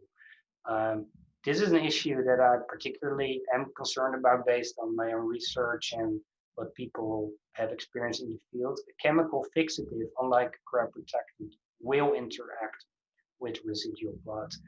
A typical procedure in labs when you do chemical fixation of the brain or any kind of organ is first flush the organ with saline or any type of physiological solution, and then do chemical fixation. If you have a very ischemic brain in which there is still residual blood, or some of the blood will only start flowing later because it takes a while for that vessel to become recruited again to the circulatory system, then the chemical fixative can come into direct contact with residual blood. There are not a lot of like rigorous studies on it, but practice has learned that chemical fixation is always preceded by first a complete washout, because the chemical fixative, because it will cross-link with blood as well, and clearly that would be very bad for any subsequent perfusion attempts. And then there is the point that frozen fixed tissue produces poor ultrastructure. I talked about this earlier. So far, I've seen pretty good evidence that if you straight freeze brain tissue that is chemically fixed, it actually looks worse than just frozen tissue. And why is that relevant for cryopreservation of the ischemic brain? Well, for the simple reason that in cryopreservation of the ischemic brain, it's not really possible to completely vitrify all parts of the brain. Some parts will be incompletely cryoprotected, some of them might be just completely frozen. And if you then use aldehyde stabilized cryopreservation, you might actually have the worst ultrastructure conceivable. And that raises also, I think, one interesting, really practical issue, and that is like, how do you know where you are? Like, how do you know what the state of ischemia is in the brain? For example, as I mentioned earlier, some patients already become slightly ischemic, at least in some parts of the brain, while they're shutting down, when they're still in the dying phase. Is that enough ischemia to compromise fixation in some part of the brain? You get a straight freeze of fixed tissue, which looks really poor. Yeah, that could be. So in that sense, maybe conventional cryoprotection would do a relatively better job there. Okay, so I want to end with just some research questions that basically are entailed by what I've been talking about. So what exactly is the ultrastructure of compromised vitrification? And most of the proponents of aldehyde stabilized cryoprotection spent a lot of time on highlighting the superior results that can be achieved using that technology, which I think is totally reasonable. I mean, this is clearly very important. We do really want to start out with looking at something in an ideal situation and then comparing it to conventional vitrification ideal situation. But at some point, I think if you want this to be a practical application, practical technology, if you want this to be an alternative maybe to conventional vitrification or cryonics, you have to have a better detailed understanding of how the brain looks like under various conditions of ischemia. And as I said, that is not because there is not enough social acceptance of cryonics to get only good cases. That will always be the case. Just what I said earlier, like rejuvenation doesn't protect you from a big truck accident. You will always have people who die unattended. You always have people who die just like outside on the street. And how a technology like that would affect the brain under those conditions, I think it's really important. And to my knowledge, uh, advocates of this technology have not really put forward very detailed information on that, or maybe sometimes even avoiding it, because the assumption is we only do it in ideal circumstances, but that would not really make it a mainstream medical technology, because I mean the essence of medicine often is dealing with suboptimal situations. Okay. Optimization of immersion fixation is a really interesting topic. It's kind of really surprising maybe to point out, but there is still not much of a consensus in our field whether it's possible to fix or cryoprotect the brain in a timely fashion just through immersion. Some people say, well, if you really use a lot of the fluid, if you really stir it really quickly, maybe one can do it in such a time span where ischemia is not that much of an issue. I mean, if that would be the case, it would be great news, because then you would be able to achieve perfect vitrification in every single brain, because the state of vessels is irrelevant. But based on calculations that I've seen and some preliminary research in my own lab, is immersion fixation or cryoprotection for that matter takes a long time. Even like something the size of a rat brain can easily take a week to achieve equilibration, and that's a very long time. And if you talk about cryoprotection, you need to have, of course, several weeks, because you need to go through all these steps. Now, fixation might be a little different. Formaldehyde penetrates quicker than glutaraldehyde. My understanding is for a human-sized brain, that is still like not a matter of hours or days, but weeks, and that's probably not the time you have. But there might be some very sophisticated ways of doing it that can overcome this issue. That if someone would achieve that, that might be just as much as an achievement as the fixation kind of breakthroughs. What would be ideal is if you can have the best of both worlds, right? You can find a way to stabilize brain tissue to cryoprotect, but it is reversible, let's say, during the final step of cryoprotection, or so you don't end up with a chemically fixed brain, but you reap the benefit of stabilization. One thing to me that's interesting, researching chemical fixative, it's not a very active field, and it usually just based on the needs of morticians. And I've not seen a lot of really rigorous papers in this field, or let alone papers where people do a high throughput, screening of very, very different kind of chemical fixative. So in theory, it might be possible to come up with the best of both worlds by finding a chemical fixative that can be kind of turned on and off in a biochemical way. So that is kind of intriguing, and I know that some people in the field have talked about that idea, but who knows?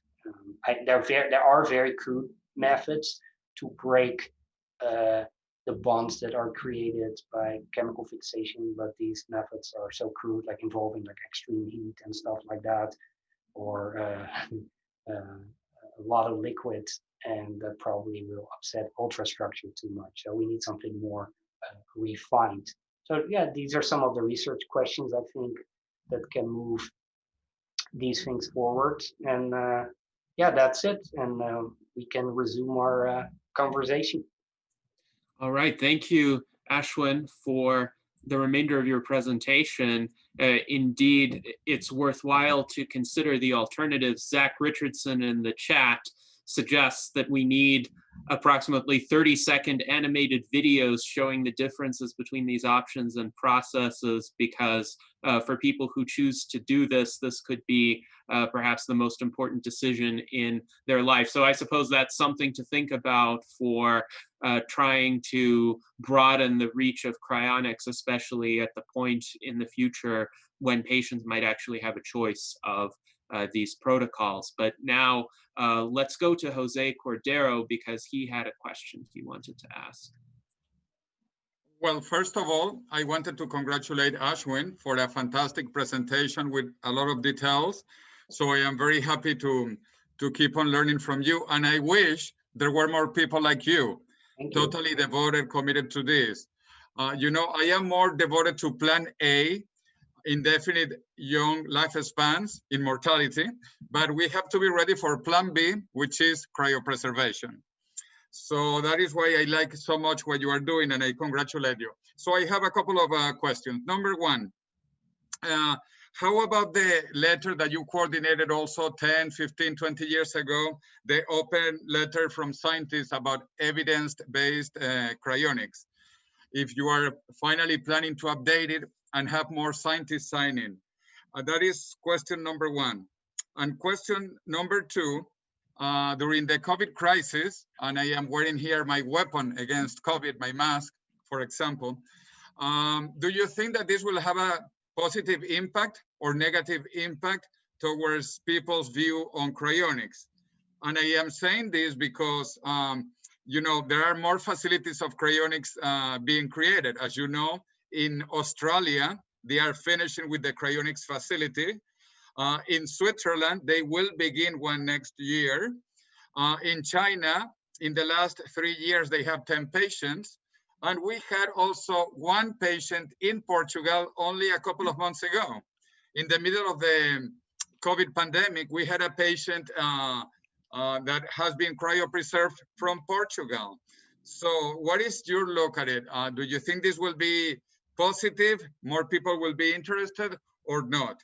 And question number one, remember about evidence-based cryonics letter. So there is this open letter, and actually I posted the official link to it. I mean, you can find the letter on a lot of websites, but the official letter, and you know, thanks actually to Jose, it's also available in Spanish now. Is on biostasis.com, and as of writing, let's see how many signatures it has. It has now 68. Clearly, that is impressive, but not nearly as impressive as it could be. Most of this letter was triggered by the Ted Williams litigation a while ago, and I think when that kind of died out, there was not much of a drive anymore to add people to it, and I think there could be a lot more people added to it. So if you know credible scientists who would be interested in signing that letter, please drop me a line, and we'll look at it, and we may add them, because this can be a much longer letter, and it seems to be a popular letter. So that's another reason why I want to have more names on it. And what is really also important about the letter is it's not an unqualified endorsement of cryonics. It basically only says it is a credible field of research, and under ideal conditions, a reasonable case can be made for it. So we're not asking people to just sign off on like whatever happens in the field of cryonics as my blessing. So it's a pretty conservatively worded letter. As to your other, to your question, so I cannot say a lot for certain yet, and I don't have access to that data. But what I've heard is clearly COVID has made a lot more people, even younger people, aware of their mortality, and there have been more information requests. At least I know this at Alcor. Now the sign-up process is relatively long, so it may take a little while to really see how that manifests in increased sign-ups. And unfortunately, it might be, of course, also somewhat offset by the economic effects of the measures, right? Because some people are losing their jobs and cannot pay their membership dues. So how that exactly will add up left and right, we don't know. But I have heard that there has been more interest in making cryonics arrangements. I mean, COVID-19 isn't also, aside from cryonics, is like a really good argument why we should be very serious about immunosenescence, right? Because ultimately it is a disease that is much more lethal for older people and people with compromised immune systems. So this is, I think, also a really good case for the anti-aging and rejuvenation field to say, look, instead of going on a case-by-case basis, treating all these different kind of issues, and who knows what comes next, we need another vaccine, why don't we really aggressively tackle the aging process, or at least immunosenescence? Yes, absolutely. The pandemic has highlighted these issues and the importance of pursuing research to reverse biological aging, strengthen human immune systems. Hopefully, more of the public will catch on to the imperative of doing that. Now, let us go to Dan Elton. And Dan, you wanted to discuss some of the obstacles to cryonics that exist at the legal level, particularly from coroners in various states, as well as funeral directors. Yeah, so I was actually surprised to learn that you cannot object to an autopsy being done after legal death. Basically, the state has the right to do that. And I know you've written extensively on autopsy and the issue of that autopsy. So I was wondering if you could comment on whether the U.S. Transhumanist Party should or could maybe take this up as a policy issue. Mm-hmm. Yeah, I think that would be a very reasonable policy issue. I think there are actually two like legal issues that factor into cryonics. One is like the right to die or dying with dignity. And that is, to me, a more complicated issue because it's very paradoxical, right? We want to utilize those laws so we can live. And usually that's not the reason why these laws exist.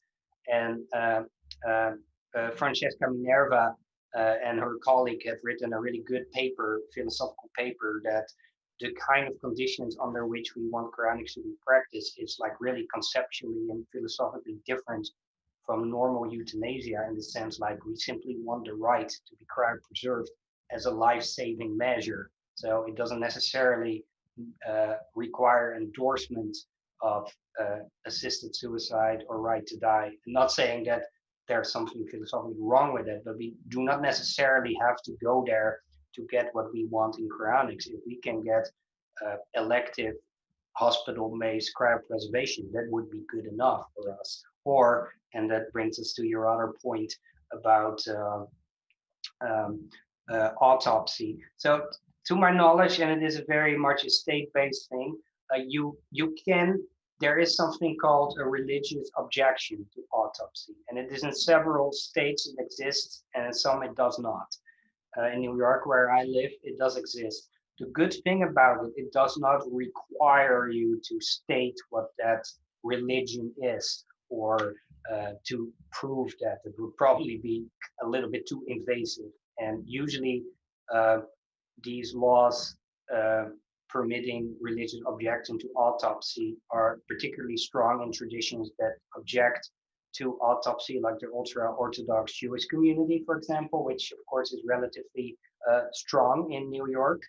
Now, it does not mean that you will not be autopsied. Like, for example, if your autopsy could provide a clue in a very important, like homicide case, for example, it can be overruled, but it certainly will be taken into consideration. And I've heard good reports on that. There are other things that can be done. The cryonics organization itself, and that brings us back to like how much funding has a cryonics organization at its disposal, can legally object to an autopsy. And that has happened with success in numerous occasions by Alcor. Not always, unfortunately, but sometimes it does. Or if Alcor cannot avoid an autopsy altogether, they can say like, well, normally you like take out the brain and put it in the stomach or something. Please don't do that in this case. We don't want that. Or Alcor has been persuaded some medical examiners to do a virtual autopsy, where the only thing that was really needed to see if there, let's say, there was a sharp object somewhere in the body. So it's an autopsy is indeed a nightmare from a cryonics perspective, especially if the autopsy is delayed and there is not good temperature control in the meantime. Well, one possibility would be to do a CT or MRI scan. Exactly. Because I don't want to discourage autopsies completely, because they can provide useful medical information. Yeah. But there's probably way they're using a CT scan or MRI. You can do it non-destructively. Mm-hmm. Yeah, exactly. And intuitively, it may even be cheaper. Yeah, and that has actually Elcor it could be analyzed with AI tools and that sort of thing. Absolutely, yeah. And Elcor has been successful, and at least in a Florida case, to persuade the medical examiner to do a virtual autopsy that use these kind of technologies. Indeed. I see a question about like euthanasia is legal in the Netherlands. Does it make it easier to go into cryonics at the right time?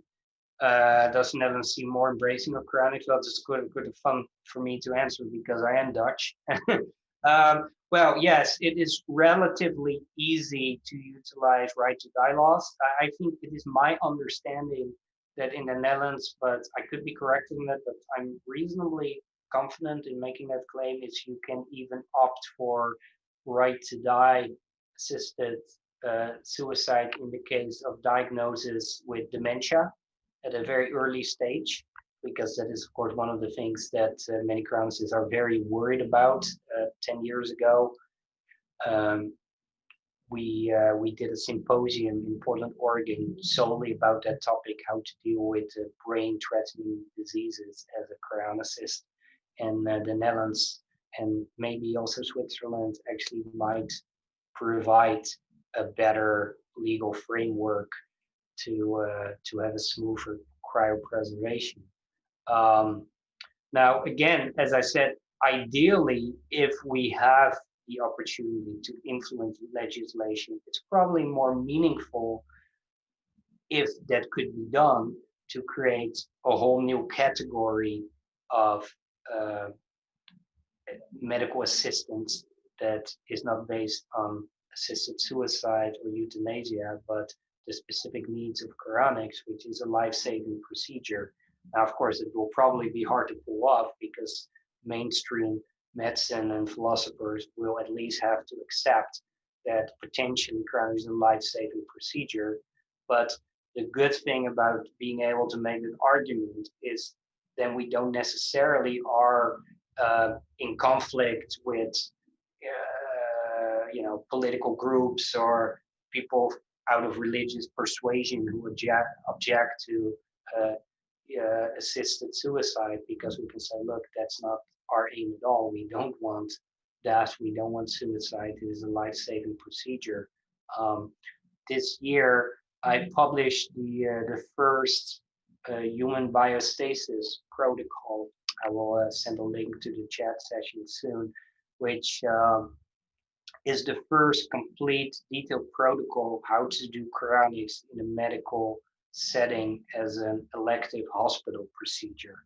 Now, clearly, I do not expect that protocol to be adopted anytime soon, but it at least allows us to go in hand with the protocol and say, look, this is like how you could really facilitate the cryopreservation of a person if you're really willing to do so. And it also allowed me to really write in detail about what is the most sophisticated form of doing cryonics as we know it. And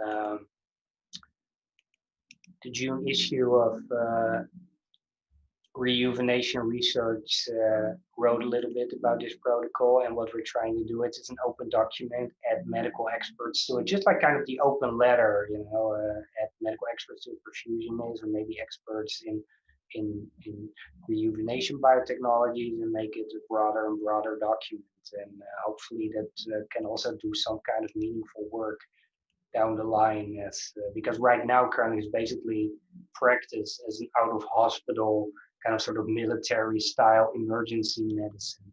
And the disadvantage of that is that for a lot of people that is cryonic. They said like, oh, you know, it cannot work because this happened and that happened, there was this delay. And what I hope to achieve with that document is that you can actually say like, well, look, it's not our fault that we have to practice cryonics under these suboptimal conditions. Here is a document that shows how it's being done. And to my understanding, and I mean, there's clearly a language barrier, but the Chinese cryonics organizations have apparently made some headway in actually using mainstream hospital-based technologies to do cryonics. So it is possible, apparently. Yes, thank you, Aschwin. And I've shared the link to the medical biostasis protocol that you provided in the YouTube chat as well. Now, I agree with you that focusing on protections and capabilities specifically for cryonics patients in a hospital setting is likely to meet with broader public support than kind of folding cryonics within a broader framework of assisted suicide, precisely because it wouldn't come across the same objections that opponents of assisted suicide would bring forth, particularly if the person wishing to be cryopreserved waits until legal death occurs through some other means. Now, on the subject of dementia, I'm curious what your thoughts are on this, but I understand people are worried that with the progress of dementia, certain aspects of memory and personality might be disrupted. Do you think there's a reasonable possibility, though, that future technologies in the process of reanimating that individual would be able to fill in the gaps through some sort of statistical inference or a combination perhaps of information from a person's mind file, if a person left records behind, that would give people a good idea of what those components of the brain would have been? Yeah, I think it's a really good question. Despite my reservations about things like structured independent minds and whatever, I have always been a big component of like trying to preserve as much information about yourself like as possible. Clearly, I mean, there might be like, let's say, specific scenarios in brain repair where you're like, okay, we can fix it this way and we can fix it that way. And at that point in time, we know like that corresponds to this kind of personality of memory, and the other way of repair would correspond to this, because it might be like, it's not completely deterministic, right? There might be several pathways, and then that biographical information can be very, very useful. So I'm very supportive of that idea. What is worrisome, of course, about advanced dementia is that it literally leads to necrosis, right? If you see brain scans of people with advanced like Alzheimer's, it's not like everything is there, it's just not connected in the right way. It's like literally gone. It's kind of what people typically think happens after 5 minutes of like cardiac arrest. Well, these things can happen literally, but it happens in very advanced dementia. And then, yeah, you are completely dependent on filling in, well, these are not small gaps, like a lot of information then has to come from, biographical information of any kind. Maybe with milder dementia, there might still be an issue where like issues of connectivity and so forth might be, and retrieval might be impaired. And that, that might still be inferred just based on the structure and the biochemistry alone. But when there's nothing, there's probably not much to infer, so it has to be filled in. And that brings up this broader philosophical issue. What does it mean for cryonics to succeed? I mean, if someone suffers a stroke and doesn't come back completely as the same person, and within all the memories, we don't say that person is gone and no longer there. And the same thing might apply to cryonics revival scenarios, that is more a matter of degree, ranging from information theoretic death to someone comes back with full identity and memories. Yeah. Yes, indeed. And this might actually make for some interesting science fiction explorations. For instance, if a person was cryopreserved in a damaged state, but then is successfully reanimated, and let's say that person retains his or her I-ness, so it's still the same individual coming out the other end, but doesn't remember a lot about his or her past life and has to sequentially rediscover it by reading about themselves or watching old films, and perhaps the plot would center around some of the preconceptions that person might have had about themselves being challenged in the process of that rediscovery. So definitely an issue that could be faced, but for me, it's better than nothing as long as I'm still aware on the other end. The person coming into the suspension should be the same person coming out, not a copy or a replica. That's the most important issue in my view. You want at least the continuity of consciousness. And one of the interesting things of cryonics is if it works, it will be subjectively, it will be instantaneous, even if 200 years have gone by. But like to further elaborate on that point you're making, it is already the case. And I've written an article about that for Cryonics magazine a little while ago. It's like, even if you preserve the whole body, nowadays the person's identity even extends, like people own things. Like you have a bookcase of 1,000 books. Would you be able to memorize all 1,000 of them? Would you say they are part of you, all these books? Yeah, probably. So it is already the case, and philosophers call that the extended self, that what is our identity extends beyond, certainly beyond the brain, but also beyond the body. So we need a lot of these kind of clues and information.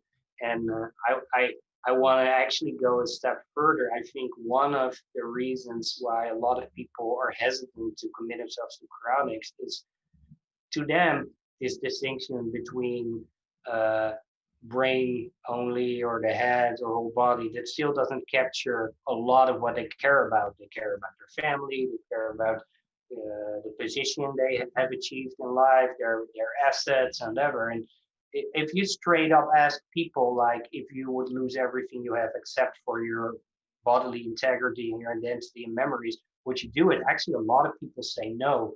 And that's why it may sound strange, me working mostly in the technical side of cryonics, but the biggest obstacle, if you really ask people pretty persistently, and I think this is also coming more and more becoming evident through the surveys that the European Biostasis Foundation is doing, actually trying to survey people what their objections are. And it turns out that the biggest concern is not the technical feasibility of cryonics. I mean, clearly astrology is not particularly technically feasible, but it has like hundreds of millions of supporters. So by that logic, cryonics should at least be a lot more popular because it has some pretty good science and logic behind it. Unfortunately, that's not the case, and it's my own perspective, and it seems to be gaining a little bit more in the cryonics community, that being able to take this whole extended self with you it seems to be very important to people. Arthur C. Clarke, like the famous science fiction writer, he was asked about the probability of cryonics working, and he put it really high. It was like, I think 90% or something, but he said, well, I don't know anyone.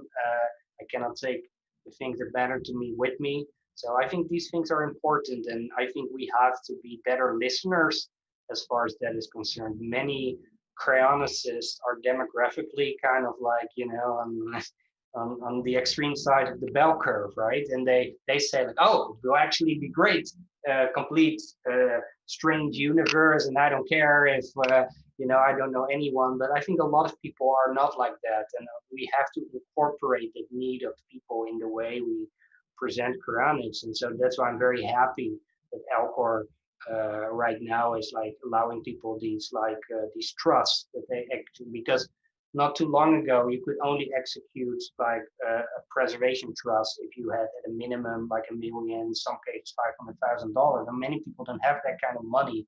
So Elcor found a way to create a group trust in which you can basically, the idea is you buy shares in it, and you get the money based on the proportion that you buy in. So it makes that kind of taking things with you like an option for most people, for everyone. So I think that is a good innovation. And there are now even like companies that are solely devoted to like long-term preservation of biographical information that people can utilize. So I think these are all good developments. And if it all comes together, maybe the proposition of cryonics becomes a lot more attractive.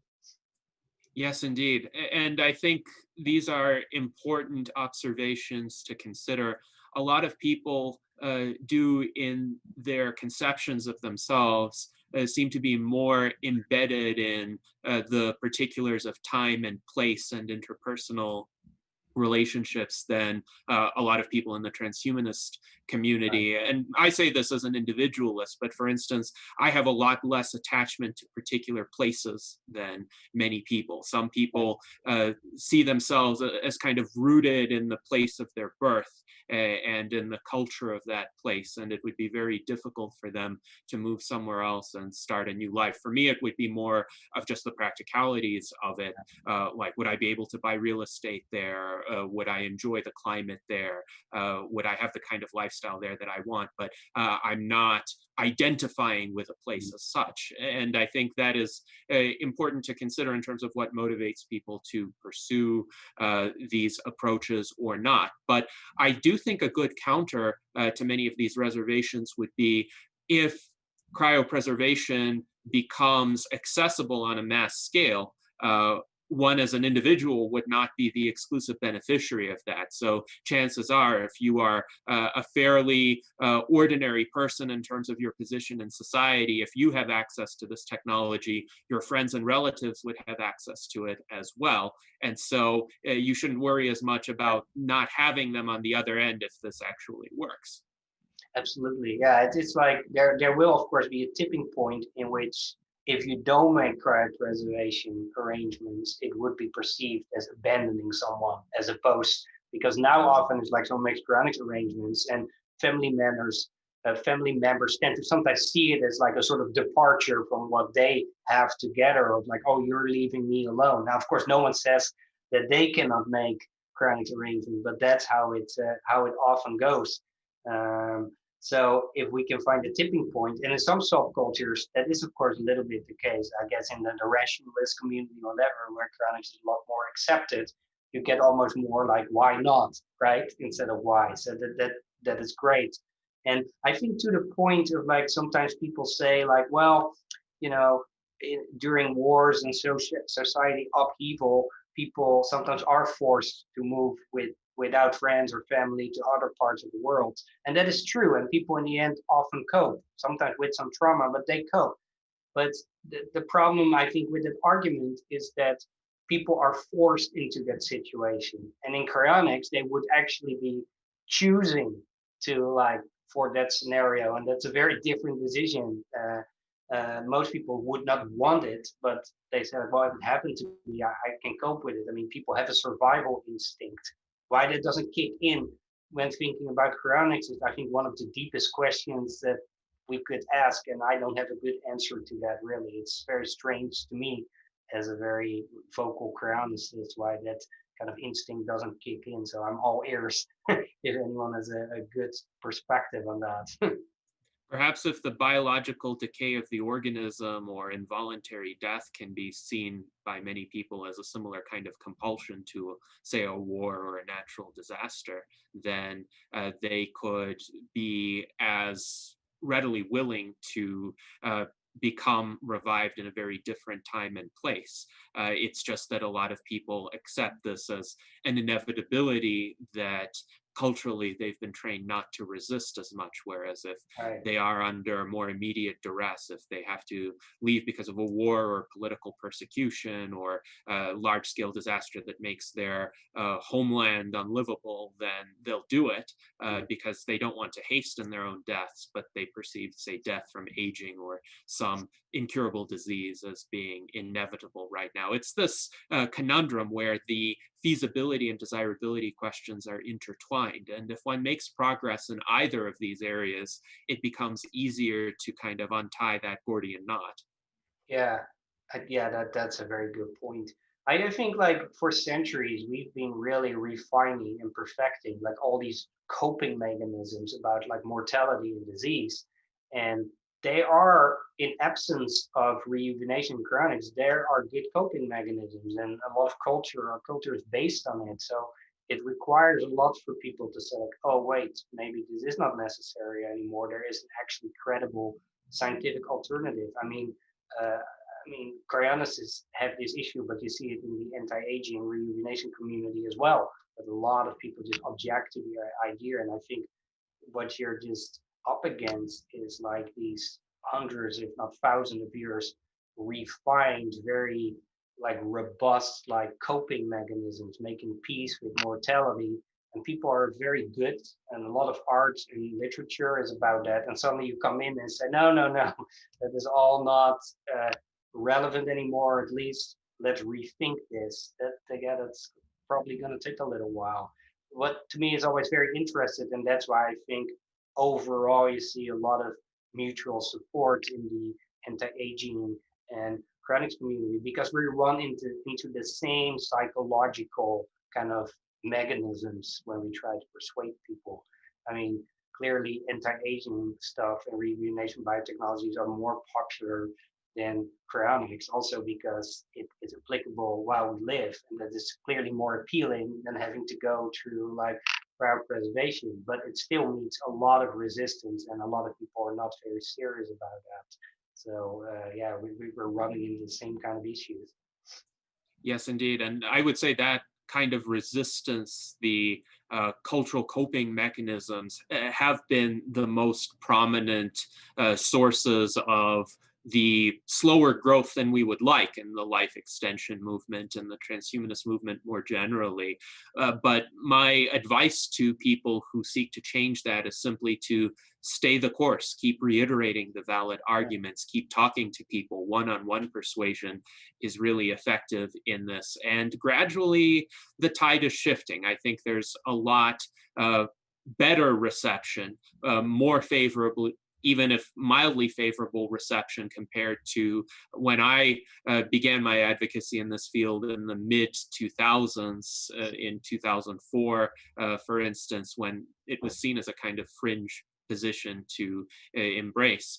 Now, before we get to questions from the panel, I wanted to ask one more question about funeral directors. So Dan had pointed out that there are some states where a funeral director is even required to be involved in any sort of decision to be made after legal death. But it seems that funeral directors ought to be at least theoretically amenable to cryonics as a funeral procedure, where they could offer it within their own funeral homes. And perhaps at first it might be a bit more expensive than burial or cremation, but if people want to pay the money for it, wouldn't that be a business opportunity? And if so, why are so many funeral directors today reluctant to even entertain cryonics? Yeah, so it is really interesting, this question, because I think a couple of issues ago in Cryonics magazine, we reprinted an old article of a funeral director. I think it dates from the maybe late 60s, early 70s, in which he indeed said, like, we're totally equipped to do cryonics in so many ways. And he saw it as a real business opportunity. And of course, in the end, the numbers didn't come true, and then they get disillusioned. And the problem with disillusion can easily like translate at some point into hostility, and that has also happened in the past with mainstream cryobiologists. In the really early days of cryonics, the hostility from cryobiologists was actually not that strong, because they had hoped to like tap into a lot of research funding. And when that didn't really materialize, then it kind of, the whole thing turned like 180 degrees. And this is kind of like, it's kind of so basic, but often like when there indeed is a business model, money is involved, it's really interesting how people's perception of the feasibility of something changes. Well, it is already the case that cryonics organizations have contacts with some specific funeral homes in state where there are a lot of cases, and sometimes you can pre-deploy equipment, and they are more cooperative than having to find one just last minute. And like local cryonics group can play a real part in contacting some of their local morticians and say like, well, look, you know, you can be of assistance, and there might actually be some compensation in it for you if you do. And it is something that has been recognized, but it can be done much better. And I know that Alcor is now working on a series of documents and talking points where members can reach out to individual morticians to improve cooperation. Because sometimes people say like, well, is that not like Alcor's responsibility to have like a comprehensive list? But think about it. I mean, Alcor covers the whole of the United States and the world. I mean, they cannot like have very detailed local information about like somewhere in Montana where one patient lived. I mean, that would be like super labor intensive. And that is one really important like takeaway point that I often like mention when talking about cryonics. It is not yet a sort of consumer product that you buy, arrange for, and then you just sit back and it happens to you. There's a lot you can do yourself to make the outcome go in your way, whether it's about the state where you live. When you're like really old, you could say, I moved to the Scottsdale area. You can overfund yourself so there can be a charter plane to move you really quickly to the cryonics facility. You can create a local group and create some infrastructure. Maybe you know a nurse or paramedics who doesn't mind contracting in cryonics cases. There's a lot you can do. And another reason why that is relevant, sometimes you see people like calculating these probabilities, right, that cryonics will work. But what often is missing in that kind of like calculation is that so much that matters is actually within our control. Like even like the research breakthroughs in cryonics have been done by a very small group of people, like vitrification, intermediate temperature storage, reducing cryoprotectant toxicity. I mean, I probably know all the people literally who have done this. Think of it, if you can multiply that group of people by 10 or 100 times, you know, then there should be a lot more progress. So that is, I think, one of the exciting parts of cryonics. There's a lot of opportunity for, you know, intelligent, motivated people to make a pretty big contribution to the field. Yes, indeed. And this discussion reminds me of a quote from Upton Sinclair, who wrote, "It is difficult to get a man to understand something when his salary depends on him not understanding it." And I think some of the cryobiologists and funeral directors whom you discussed may be in that position, but if the financial incentives for them change in the future, they could become supporters as well. So now let's go to the panel. And first, I'll take questions or comments from those who haven't spoken yet. So Charlie, any questions or comments for Aschwin? Yeah. Can you hear me? Yes. Oh, good. Yeah, Aschwin, thank you so much. This is a really, really well detailed, comprehensive explanation of all the aspects of cryonics. And I'm a big proponent of cryonics. If you know me at all, I've been a member of Alcor for decades, or close to it anyway. And I had the benefit of, or pleasure, I should say, or however you want to call it, of talking to Eric Drexler years ago about cryonics. And one of the reasons he was so positive about the repair part of it was because he felt that, which I believe is the same feeling for, which I know is the same feeling for Ray Kurzweil, and I'm sure my buddy from another country, Jose Cordero, is that we think that because of the the development of technology on an exponential basis will bring about the solutions needed to repair whatever damage it is, no matter what stage you're frozen at or vitrified at. Because if it's correct, if the singularity is coming by 2045 or in the 2050s, then you're talking about not only nanotechnology, but possibly femtotechnology, or really tiny technology that can go in and repair all sorts of damages that could be part of the problem. I've been a big fan of your work for a long time. So, on one end, I talked to people like Drexler many years ago, and more recently, a few months ago, I was in New York, and I talked to a couple of mutual friends, Penny and George. You probably know them. Mm-hmm. I was able to look at the field van that Yeah. you were involved, oh, that was great. I was really impressed with that. I'd like to get one here in Chicago. Yeah, and I think another thing, and I don't know if you're aware, but I ran for president on the USTP party banner recently, and so I had a lot of discussions about advanced technologies, and because of COVID, and that being so raw in the minds of people, that became a big issue.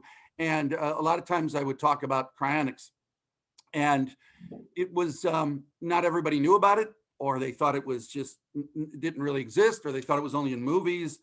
And when I explained it to them as only one of three options, and I said, if you're going to die, you've got three options: burned, buried, or frozen. And the only one that's going to give you a chance to come back is frozen. They kind of like, yeah, I'll take that one. And it wasn't too hard to convince them to come on board. But what was kind of a detriment and started where the questions would all of a sudden go crazy was when they found out the cost. Because we unfortunately live in a capitalist country, and money is important to them, even when it comes to their death. So they would, when I told them the pricing, they were skeptical, and then all sorts of questions and reasons why it wasn't going to work, and so on and so forth. So what I started to pose to them, I said, well, what if the cost was cheaper than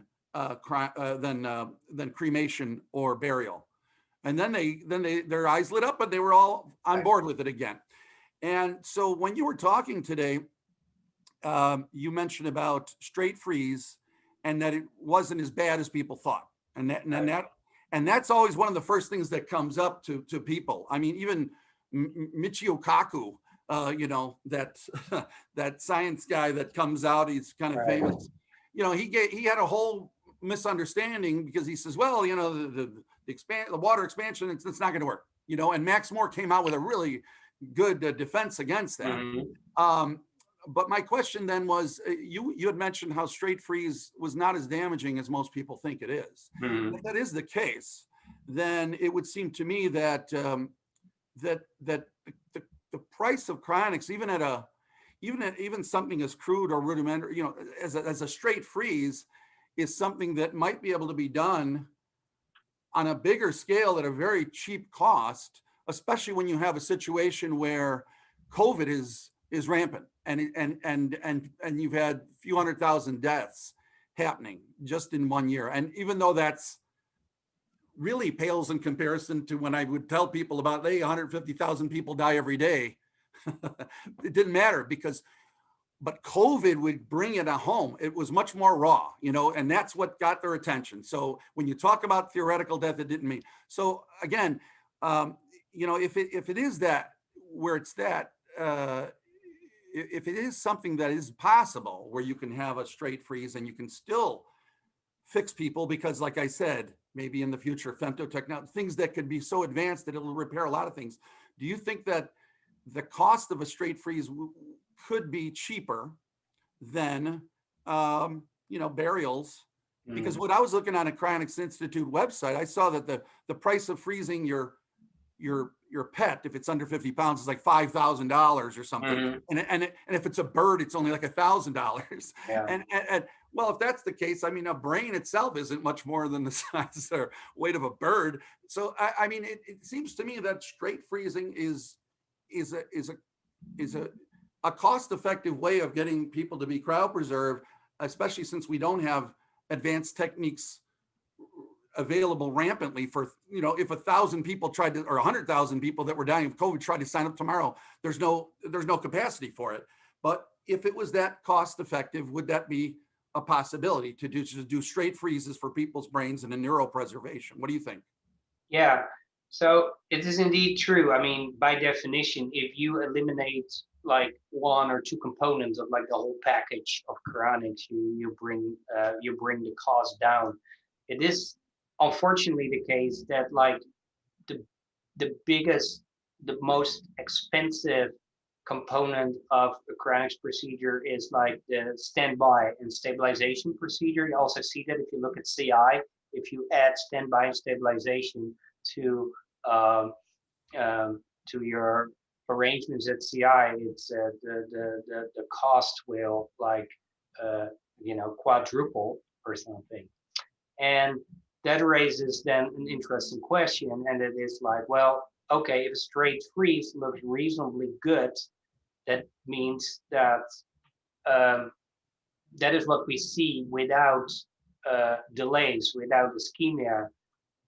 If you don't have standby or stabilization, you get, of course, a situation in which you do a straight freeze, but you also, it's further compounded by ischemia, which also produces alterations in the brain. Now you could say, like, let's offer a form of cryonics that has neither standby stabilization nor cryoprotection, and that certainly would bring the cost down substantially. But then you not only have to make the case that straight freezing looks not too bad, you also have to make the case that delays in the procedure and the lack of like standby stabilization is not too detrimental. And that case can be made on its own. I mean, within certain limitations, and you can even combine ischemia and straight freeze and see how that looks like.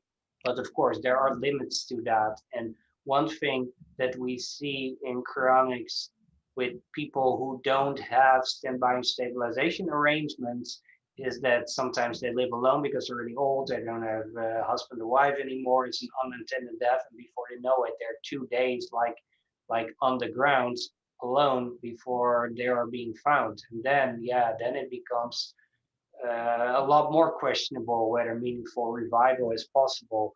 And if you say like, well, okay, so we need to like return, we have to have that standby and stabilization component in cryonics, then you no longer have just the cost of the straight freeze, which indeed is lower to deal with, but then that added cost, and you still end up with something like, well, I don't know, 50, 60,000, which is more than the typical burial and cremation. Now, what you could do, if cryonics would be at least a little bit more popular, is more rudimentary stabilization capabilities in local regions, especially like in New York or San Francisco, where there are a lot of members, and combined maybe with a straight freeze, then you still have relatively speaking, only a short amount of ischemia and then the straight freeze, and that might work. But it would not be, I think, a really prudent option on its own for, let's say, just a person who lives like in North Dakota, and who knows when someone's going to respond to his and her case. The reason why cryonics is in many ways so expensive, it requires, if it's done well, a lot of routine medical expertise, and we pay the same price for that as, I mean, mainstream medicine and insurance pays. And often, because we don't have insurance for that, it just comes as one like bulk sum. And I mean, generally, when you're talking to people who are really old and can no longer afford cryonic, then it's really hard, and it's kind of Now, one thing I should mention, and I don't know how many people actually know about that, but every time there have been a fundraiser for a person who really wanted cryonics, it has been successful. Now you might say, if that's the case, why don't we see a whole lot of that? And the reason is, even if you give cryonics away for free, you will be surprised how many people still turn it down. And so it might be that cost just like technical feasibility is still not the main driver when it comes to acceptance, although it certainly would help if it would be a lot more affordable. But as I said, I mean, everyone who have wanted cryonics, at least over the last 20 years, and was amendable to a fundraising effort that has succeeded. And some of these cases, as you may know, were actually very public, like Kim Swazi, the girl who had a very serious brain tumor at a young age. She expressed an interest in cryonics, and there was a major fundraiser for her, and she was cryopreserved in Elkhorn, which itself was pretty unique, because usually when there's a fundraiser, someone ends up, let's say, at the Cryonics Institute, or maybe even CryoRus or Oregon Cryonics, because they are less expensive. But I know that's kind of a long answer, but I hope it covers some of the points. No, I agree with you. Your answers are right. I think that's why when people would talk to me about it, or I would talk to them about it, I would preface by saying, well, when you're going to, if you were to die, or, burn, buried, or frozen, which one would you pick? And this one is the option. I would also try to talk to them about it as a treatment. If they hear it as an end, like dead and then brought back, that sounds mythical and weird, or it's on the movies. But if it's a treatment, which is why I like when Alcor, if you go to their website, you'll see they call them patients. Mm-hmm. They don't call them cadavers or dead people. They say, oh, we have this patient. Because I tell them, look, because I'll describe it. I'll say, well, wait a minute.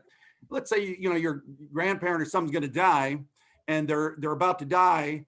And, oh, by the way, we have one more treatment we could try on them. Do you want to do it or not? They're all like, yeah, well, of course. Mm-hmm. Everybody wants that. And you say, okay, here's what it is. We're gonna send these nanobots into them. They're gonna fix everything. You're gonna do it all. Okay, all right. Can we do it? Yeah. All right. First part of the treatment is we're gonna send them over to that Alcor plates over there, and they're gonna cool them down.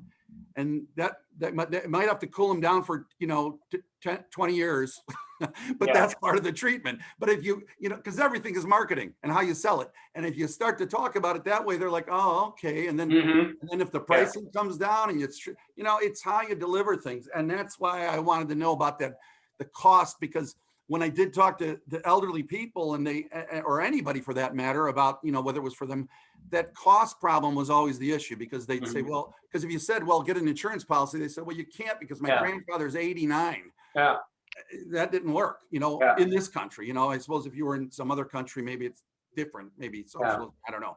But you understand what I'm saying. So I like your answers are exactly what I was coming across, and I think it's an education curve. Mm-hmm.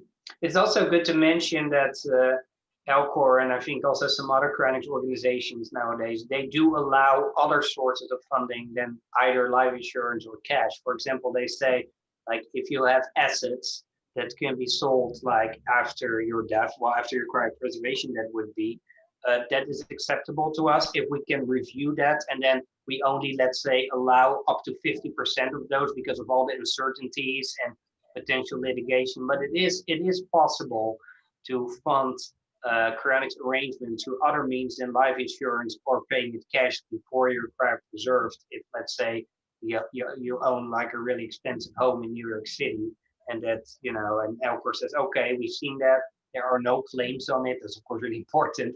Of other people, we know it can be sold in a timely fashion. Okay, we can accept this as a funding source. And I think these things are really important. But also, to your point, I totally agree. I mean, mentioning the word death sets into motion all these kind of evolved defense mechanisms. And if you just say, no, cryonics is a life-saving procedure, it's exactly to prevent death. Yeah, that's I find that a better way of presenting the case for cryonics. Also, because I think it's true. It's not just a marketing thing that I don't believe in myself. I mean, clearly, as someone who believes in the credibility of cryonics, that is also what I believe to be the case. Aschwin, I want to follow up on that question about cost, because I earlier said that I was talking to Danila Medvedev from CryoRus, and he said that actually he hopes when this gets into economies of scale, it could range between $1,000 and $5,000. And right now they charge for neuro 12,000 euros, and for full body, 36,000 euros in cryo rows. But following up on that, I believe Ralph Merkel, about 20 years ago, he also wrote an article where he estimated that the cost would go, I don't know, to $3,000 or something like that. And also, if we use other protocols, if we use other methodologies like plastification maybe, and I believe Oregon Cryonics is also looking into that. So anyway, different protocols and different costs for mass economies of scale. And also, you were in Spain 3 years ago for the first International Longevity and Cryonics Summit. I am organizing another one next year, Transition, and I hope you can come to Madrid in June 2021. Sure. We want to have exciting. We want to have a session on cryonics. Ben Best also has confirmed, and with you, it will be fantastic. Okay, yeah, that sounds. I mean, I'm really looking forward to be able to do these things again. I had hoped to speak at the European Biostasis Foundation conference, which you may have watched online in the end. And at some point, it was like, well, part of the people will be on site, and then part of the people will be online. And in the end, it was all online, which was necessary but very unfortunate. And so hopefully that turns around not too long from now, for sure. Yeah. And actually, to your point about cost, I think, look, if you like, one thing I think that no one is in favor of, or at least almost no chronicists I know. I mean, there might be still some people, but I am strongly against that. As long as you don't do pay-as-you-go cryonics, how much it costs, it's if you say we just do long-term maintenance in liquid nitrogen of the brain, liquid nitrogen long-term is not that expensive. So yeah, that is theoretically possible, but then of course, it raises a lot of questions. Like, let's say if there's litigation, well, then you wouldn't have money for that. Is there a designated building where these cryostats, doers are? So, like, how expensive or cheap cryonics can be also is itself a function of like your risk profile and what you think it will entail for cryonics to be successful. I mean, clearly an organization that has a lot of money can more easily fend off like lawsuits or regulatory threats than one that does not. So I think the question is not so much, right, how much does cryonics cost, or what is a minimum? It's more like, for this amount you get this and that, for that amount you get this, that, and that, and for that amount you get a whole lot more. And then at some point you probably have to draw the line somewhere and say like, okay, we cannot go below this like amount and call it still credible. I mean, I think you are the first to agree, right? It should at least be ethical. It cannot be fraudulent. You don't want relatives to keep like paying with some like fake promises. And beyond that, yeah, it becomes more complicated. What exactly do you do as a cryonics organization? I know Elcor wants to do a lot, right? They want a lot of money in the patient care trust that also will be used for revival, for reintegration. And I think it also sometimes depends on like philosophical perspectives. Like some people say like, well, by the time revival is feasible, these technologies will be so cheap it won't cost anything. And other people say, well, I wouldn't assume that. That's probably not a good assumption to make. So that's a discussion to be had. Then there is, I had mentioned earlier, the technology of cryorobotics. I think most people would agree that molecular nanotechnology has so many useful applications in the world that the technologies for revival by and large will be generated outside of cryonics, but that might not be the case for some very specific technologies like cryorobotics, like the ability to do molecular repairs at cryogenic temperatures. I mean, as I said, I can think of some very exotic mainstream applications, but as Ralph Merkel has also argued, that probably has to be something that we fund, that we like make happen, because there might not be other mainstream applications for it, and that costs money as well. Yeah, I want to jump in and ask a question, maybe a little bit different, that has to do with money, if you don't mind. Sure. I too am a cryonicist. I've signed up with Alcor. And just looking at my bracelet that I wear on my left wrist, I noticed it says a few things. It has a number to call for a first responder. It says that there's a cryostasis protocol to begin, and there's instructions on the back of the bracelet. But at the bottom, at the front, in bold, it says reward. So we know that first responders hopefully have a high degree of integrity. They would want to follow these procedures anyway, but just having reward there maybe takes somebody off the fence on whether they want to go through with this cryostasis protocol. So thinking about that, I'm thinking, how do we reward people all along the way? We can reward first responders. Is there a way to reward hospitals, their ER rooms? Is there a way to reward funeral directors and those that would give religious services? I think it's something that's worth thinking about. And maybe even the reward can be tiered. Any first responder, any emergency room, any of these that I've mentioned could receive that reward. But perhaps we take it up a notch and say, here's a voluntary certification program for first responders or ER or something along that line. And if you're willing to voluntarily certify it, and then you do that process, then you get this increased amount of reward.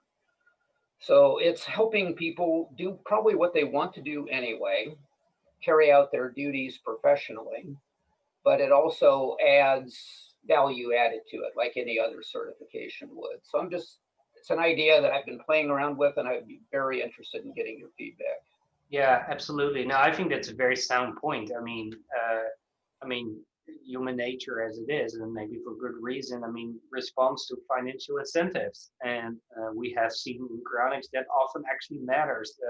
There are actually some pretty good examples where financial incentives were given to funeral directors, and they certainly became a lot more cooperative and helpful. And I agree that maybe it's a good idea to look at that even more broadly to see how things can be structured in a way that there's a lot more competence and cooperation. I mean, if you really want to start at the beginning, unfortunately, I assume many of you are aware of these cases in which relatives fought the cryopreservation arrangements of someone, and then they hope to like financially gain from that. And after that happened a couple of times, we got smarter about that in cryonics, and some people we know, like they work as attorneys, and I said, why don't we turn this thing around, and you can craft a will or a set of directives that actually rewards family members and relatives if they cooperate, or like if you object to my cryopreservation, you will not get anything like of my inheritance. So Alcor actually on their website has a number of articles about like how to strengthen the language in your documents for that. Another thing that I think is useful is to develop outcome metrics for cryonics, because if it ultimately will work, of course, is a question mark. But what we can already know is like, well, this was a faster cooling rate than for the other patients. Why? So you can like create these metrics, and on the basis of these metrics, you can reward people or organizations or maybe staff within organizations for improvement of the delivery of cryonic services. And I do know that like the new CEO of Alcor, Patrick, has the sort of background and is very interested in that, to really have like measurable benchmark for a cryonics case and try to really incentivize people around the organization, but also staff to really excel in that. Another thing I want to mention, because it has not come up yet, but I mean, a lot of people based on like smartwatches and stuff are really hoping for this kind of like holy grail, right? Let's say you will live alone and then you get a cardiac arrest or something, and it immediately sends off like a notification to the cryonics organization. And we actually know that technically that shouldn't be as hard anymore, but companies like Apple are very concerned about false positive and false negative because of liability. So they could easily like build that into the app, but it's not really happening. So I know some people trying to see if it's possible to create like third-party apps that tap into these kind of monitoring systems. But one thing that can already be done, and it's relatively crude, but it does prevent the kind of like, someone is found 3 days later unattended on the floor in an apartment. You have these like daily or even like twice daily check-in services. And I have one of these apps on my own phone, and you can just check in like either once a day or twice a day. And at least it avoids like the worst outcome in which, you die an unattended death and it takes a long time before you're found. One thing I can mention is that Alcor is currently working with a company to create a system of that nature for Alcor members. And I think initially it probably will be just rolled out for people who are very old or have critical conditions. But there is a lot more interest about tying the existence of these monitoring systems that we have nowadays into magical emergency alert systems. So that is another interesting development in the field. Yes, thank you, Aschwin. And there's a good follow-up question on the subject from Daniel Twet, and he asks about essentially whether there are any educational programs, any educational institutions offering specialty certifications or degrees in cryonics procedures. One would think that would be important to have essentially a cohort of trained technicians to be able to do high quality cryonic suspensions, especially as the volume of patients hopefully grows over time. Yeah, absolutely. I totally agree that is a very important thing to pursue. And unfortunately, because our field is so small, like if you look at mainstream medicine, you generally see things like get better and better, or you sometimes unfortunately see cryonics based on people coming and going and management change, and you get more something like a like a better.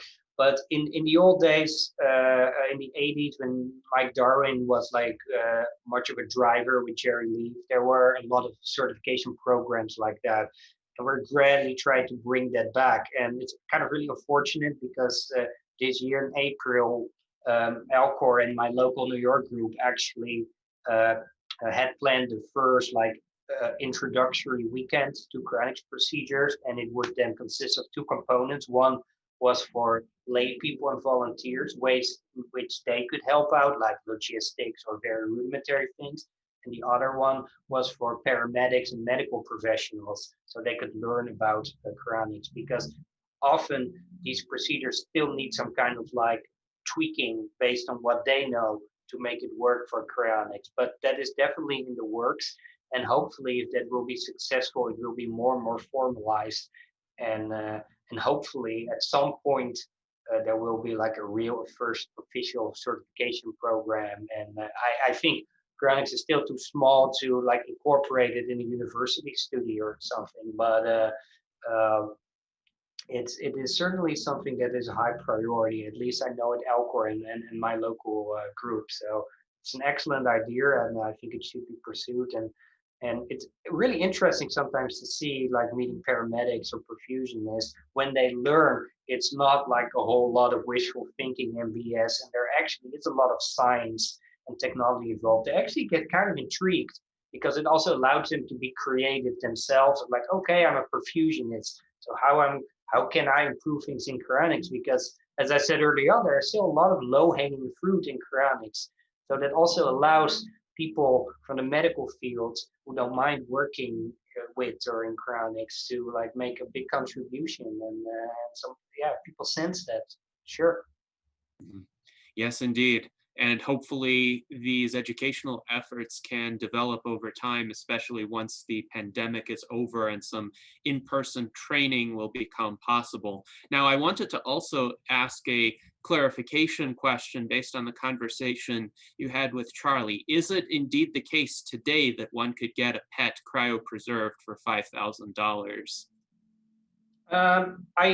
It's really so. With pets, things are a lot more flexible because, like, for example, at Alcor, you actually cannot, well, on a certain circumstances it might be possible, but generally, like, you have to have the standby stabilization or whatever. With pets, sometimes they can be euthanized at a veterinarian, and you assume the cost of that.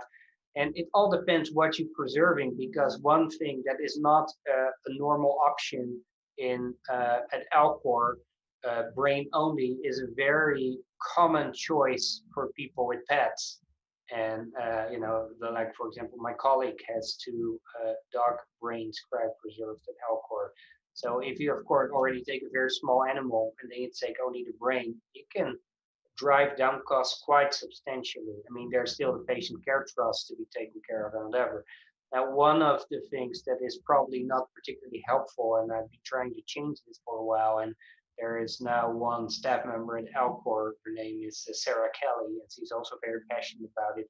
There is not real good transparency about the cost of pet cryopreservation. And partly it is because it comes in all shapes and sizes, right? I mean, technically, you have the money, you could, cryopreserve a large swine, but it is a very different cost than a small brain of a hamster, for example.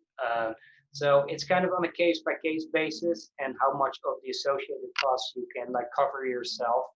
But it's certainly possible, if you would only preserve the isolated brain of a pet, to get in the ballpark of the amount you mentioned. I don't know if the Cryonics Institute has prices online for that. Maybe they have the same kind of philosophy that Alcor had for a while. They just contact us and we kind of work something out. But I've always considered that a problem, because when people have their pets dying, the last thing they want to talk about is money or negotiating or uncertainty.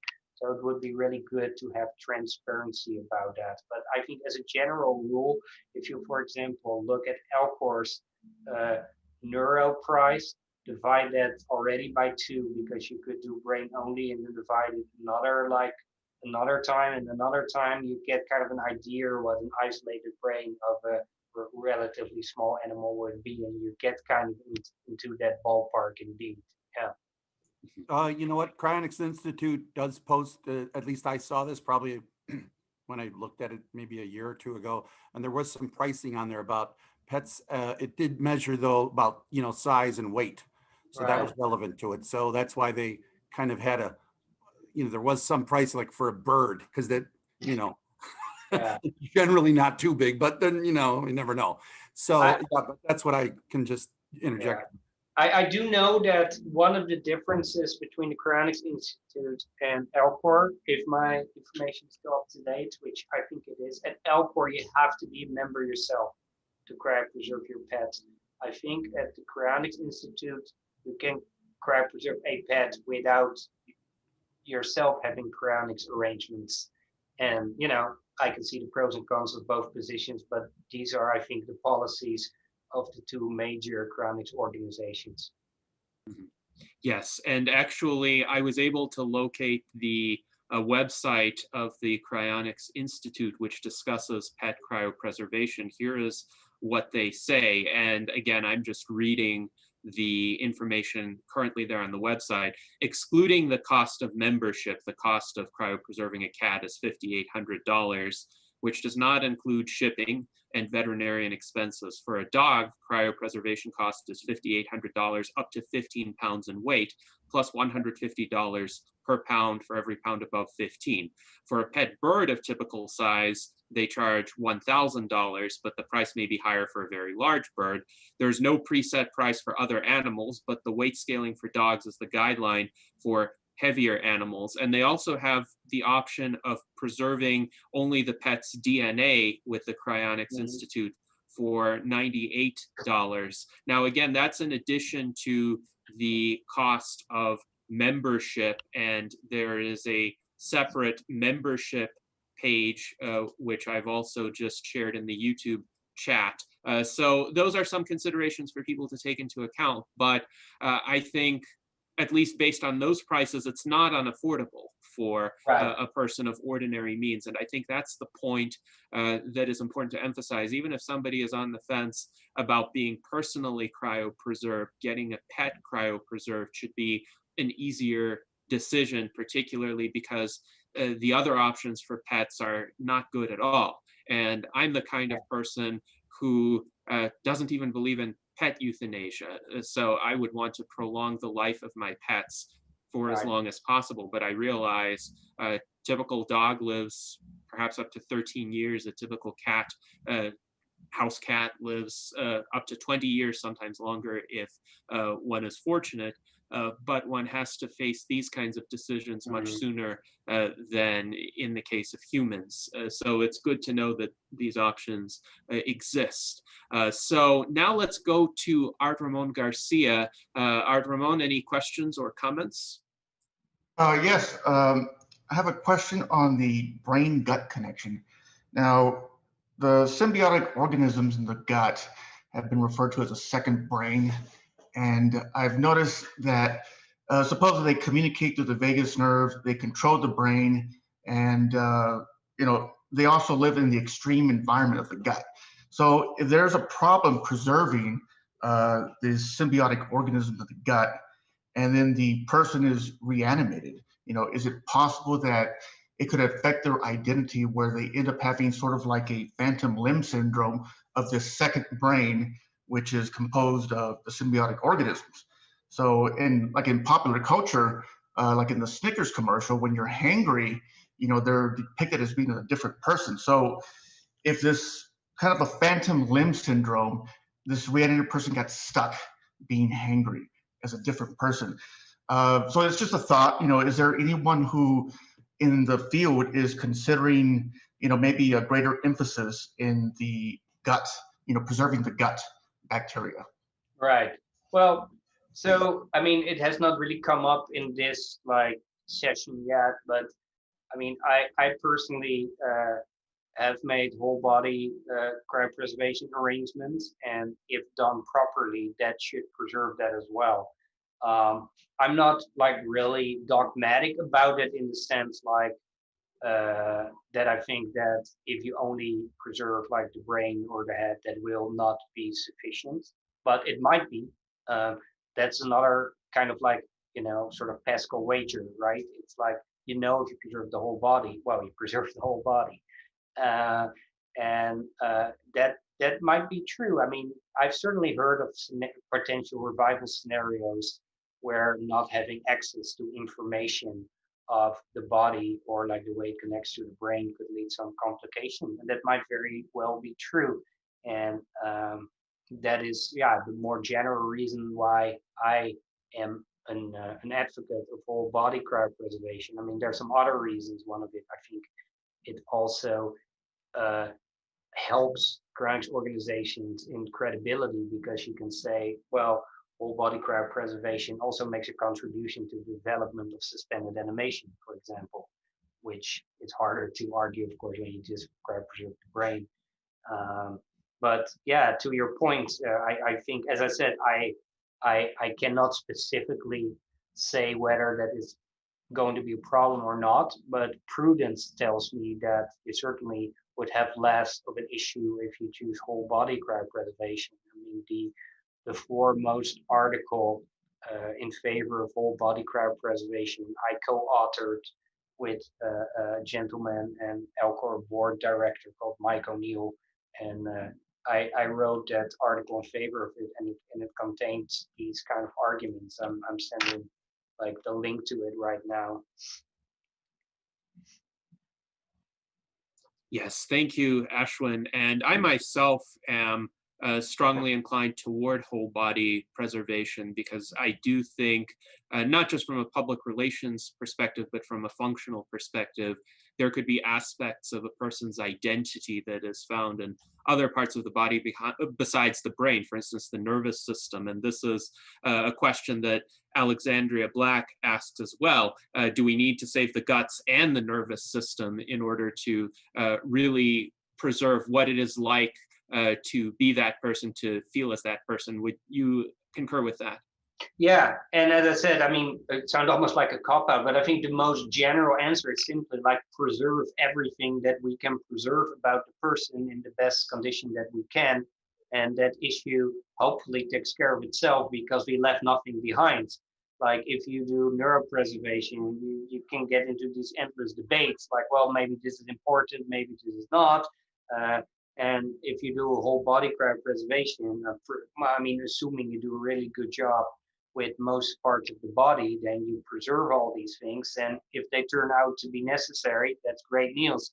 If that's not the case, well, that's not a big deal either. So that is my most like general answer to that. And maybe more detailed information about that will increasingly emerge. Yeah, like the role of the microbiome, that is a relatively new take on this, and it certainly has bolstered the case for whole body. I think not in a way that it's not credible to do neuropreservation, but I think it certainly makes a good case for it for sure. Mhm. Yes, indeed. And in our internal chat, Alexandria Black also asks, how much do we know about preserving the microbiome? My intuition would be it would be easier to preserve a microbiome with bacteria than it would be to preserve a more complex organism such as a human. There have been cases of bacteria and viruses existing, say, in the Arctic, frozen for tens of thousands of years, and then they're reanimated if, say, a glacier thaws. Yeah, absolutely. And it's not the case, of course, that you really need to preserve like the viability of every single component of the microbiome. You just want to know what is there. Like, I mean, if some of it still like lives after like repairs, it would be nice. And you could actually incorporate it in a very sophisticated revival scenario in which you basically not just fix the person, but also the microorganism environment of that person. But I think a lot of that will depend on our thinking at the time, right? How we think about how important it is and what we've learned about that. So as I said, it's a very general answer, but we have all that information, hopefully, and then in the future, when we know more about how relevant these things are, we can decide to incorporate that or not. Yes, indeed. And now let us go to Pavel for any of his questions and comments.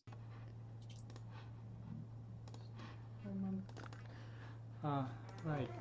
So to conclude,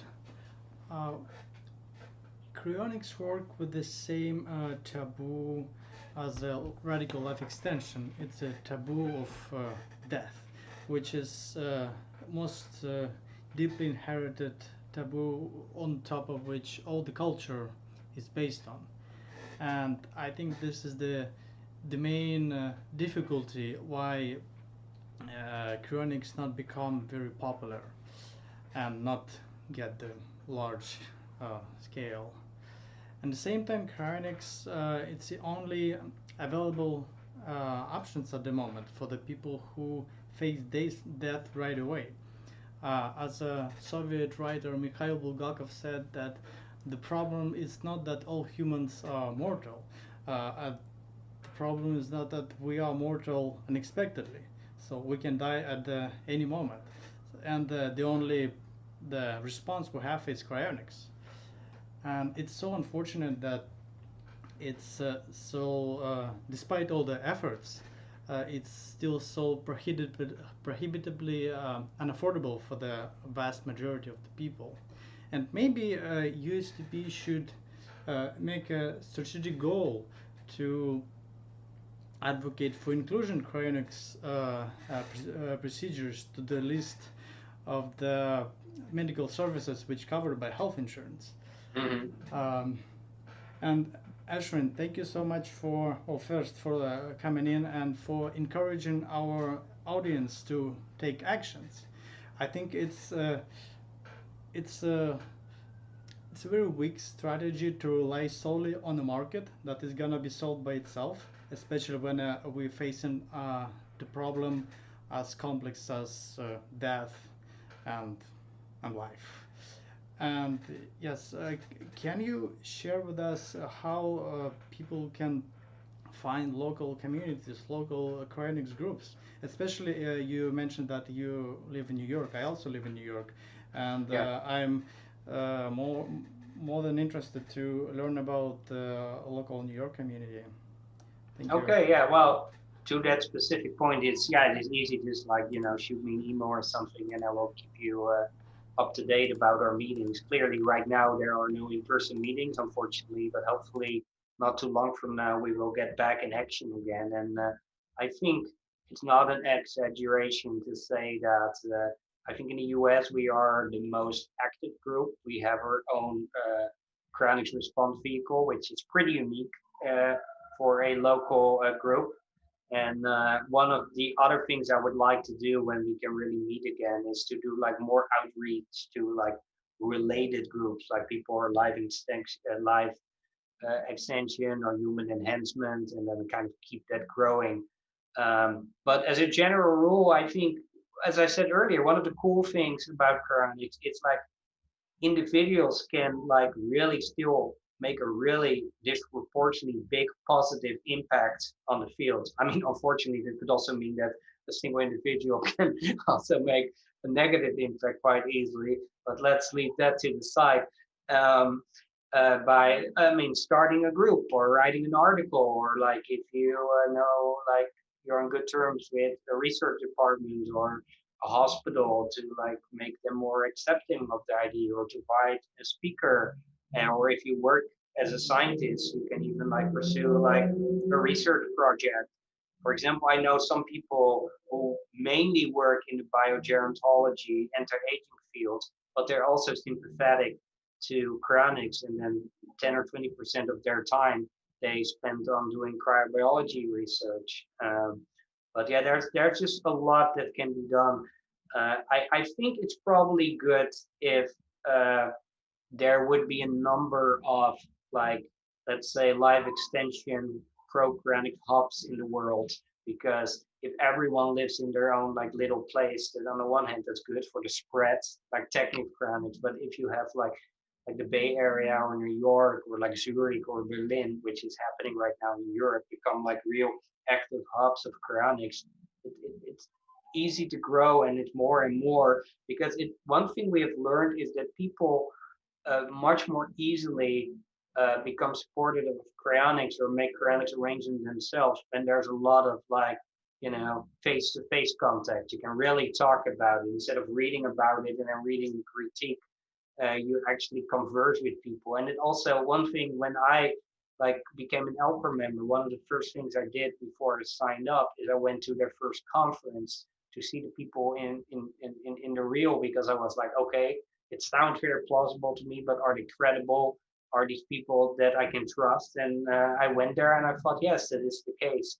So I think that's really important. And that's sometimes also a little bit of a challenge. Of course, a lot of people, our community, come from information scientists, or like, you know, are single or introverts in the sport. That's all good. But yeah, providing these kind of like real face-to-face opportunities for interaction, it's pretty important for cryonics, and for cryonics especially, because in the end you will need it. Because if you're cryopreserved, in the end it really requires some people in the area like to roll up their sleeves and do something, drive a car, or like, you know, assemble an ice bath or whatever. So that's even more important. Like in the anti-aging field, that doesn't really play out because you're just working on remediation technologies.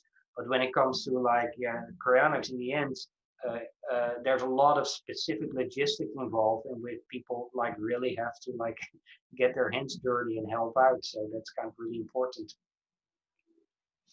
Yes, indeed. And we have a question from Alexandria Black, who wrote that she would like to see a survey that would output an individualized transhuman last will and testament, presumably related to any of a person's selections regarding cryopreservations. She says that survey might also be tailored to fit the current law of where the person lives.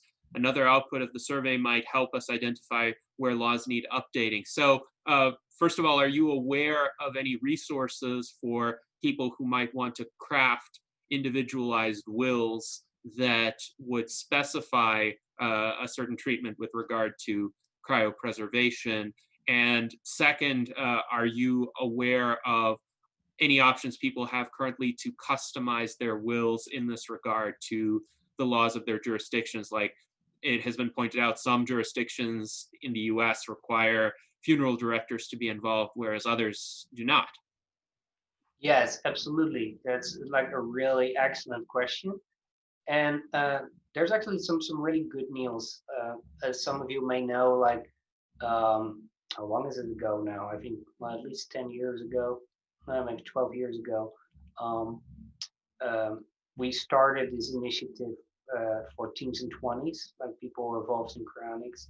And some of the things that came out of that is that a lot of people thought, well, I have nothing to contribute to the field because I'm not a biologist, I'm not a biochemist or a deep learning expert. But it turns out everyone often works in the field that can help. And there were some very fine legal people who attended that. And one of the people actually did a lot of work in writing some documents about one, how to protect yourself in medical emergencies. And I will send that link right now. Let's see, here we go. So that's a really good document, and that was basically triggered by these cases in which hostile family members or third parties try to object to a person's cryonics wishes. And this is about crafting your paperwork and your will in such a way that the incentives are actually reversed, so that people have an incentive to actually make it work. Another really good document, actually the same person who has been involved in that, is medical power of attorney for cryonics. And there's a document named Legal Steps Toward Ensuring Your Wishes Are Honored by Rebecca Lively. And that actually presents a form, a template that you can take to your attorney. And it only needs maybe a few tweaks depending on your state. And you have like a pretty strong document that you can use for yourself. So let's see, I can share that link as well.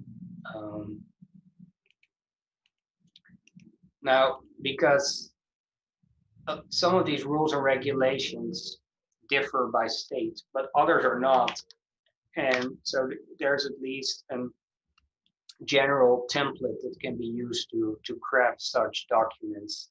And if I recall correctly, there are even links for like how these work, like yeah, so there's a PDF version, there's an editable Word version. So, and that template that intends to meet, it meets the legal requirements of at least 41 states. So there's quite a lot of legal documents right now that you can consult and tweak to your own circumstances. And of course, there are, if you are in the position to do so, there are now model trust, and Elcor has made one available that you can also like tweak for your own purposes to maintain your assets after your cryopreservation. So, but the two documents, the two links I sent, will really set you on the road to like optimizing your paperwork, and that's really important, I think, because some people think, well, if I pay my membership dues and you know, I have my life insurance in order, I should be fine.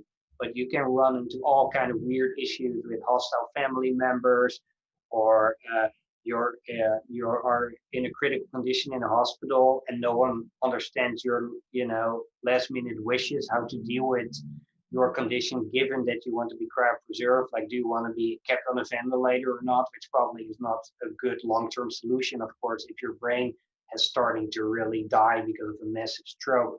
So these kind of documents are pretty useful. It certainly allows you to really improve your paperwork. And it's really the sort of thing that you can bring to a local meeting and talk about. And some people are like, okay, I don't mind sharing my template, you know, maybe with some things anonymized or whatever. Yeah. Yes, indeed. Thank you, Aschwin. And it's good to know that there are resources available already for people who would like to take these steps to protect themselves in terms of a legal and practical approach. So now I think we've had a wide-ranging and fascinating discussion, and in the spirit of Pavel's remarks, let us also seek out concluding comments from other members of the panel. Does anyone else want to say a few words regarding their impressions of the discussion, what they learned, what they found interesting? Let's see, feel free to start if you would like to say something. Jose. Yeah, well, congratulations once again, Aschwin. I am actually planning to write a book about cryonics because we need to be ready for Plan B. It will be in Spanish. Actually, I just translated the book of Rudy Hoffman, The Affordable Immortal, into Spanish. Yeah. Yes, so that it explains how to pay for this and that you can actually escape maybe death and taxes. And now, because I want to keep on pushing this, I think we don't have any books really about cryonics, how it works or anything in Spanish. So I am getting very inspired, and this presentation was fantastic. So I want to take this to the Spanish-speaking world, which is pretty big, 500 million people. And then we need to know that this is possible, this is reasonable. And I'll tell you one more thing that I learned. About 40 years ago, cremation was illegal in Spain and basically in all Catholic countries. And I discovered that in Greece, which is Christian Orthodox, they only allowed cremation last year. That is incredible because cremation was what the ancient Greeks used to do. So the legal transformation to allow cremation took a few decades, and now is the most common technique when people die. So I am also working with lawyers so that we allow cryopreservation, and that maybe in 5-10 years it will be a real option. And that is what I want, a real option, because this is an ambulance to the future. Cryonics is, as you know, an ambulance to the future, and it's only the second worst thing that can happen to you, right? Absolutely. No, I appreciate, all those gestures, and I know you've also translated the, the open letter in Spanish. We're very grateful for it. Who knows, maybe one day we can reciprocate and we translate some of your cool, Spanish literature into English. I should actually mention, I actually have authored a 700-page book about cryonics procedures, or co-authored, I should mention, which I should share the link now. And it very gradually is starting to make the rounds, and people actually seem to really appreciate it. It is the first complete comprehensive detailed exposition of all elements of how to do cryonics. So technically, you could take that manual with some good basic knowledge, how to run an organization and, you're a biologist or whatever, and it's all in there. And there have been manuals like that in the past, but what is cool about this manual is that it also has a lot of detailed technical information about cryopreservation and long-term storage and the fabrication of doors and that, because all the other older manuals only dealt with standby and stabilization. So this is the first comprehensive technical book on the technical aspects of cryonics, and I was very honored to write it, and it may also inspire you for your efforts. Excellent. Thank you, Aschwin, and I've shared the link to the Human Cryopreservation Procedures book in the YouTube chat as well. So who would like to go next with closing comments? Let's see. Anyone wishing to say a few words? Alexandria, how about you?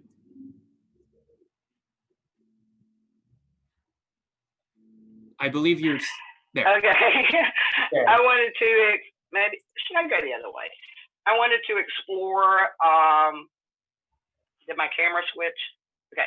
I wanted to explore the idea of having a worldwide blockchain to not only keep track of all the this variety of laws and address where we need to catch up the law, but also as an output of this survey of someone's wishes, it can output a will.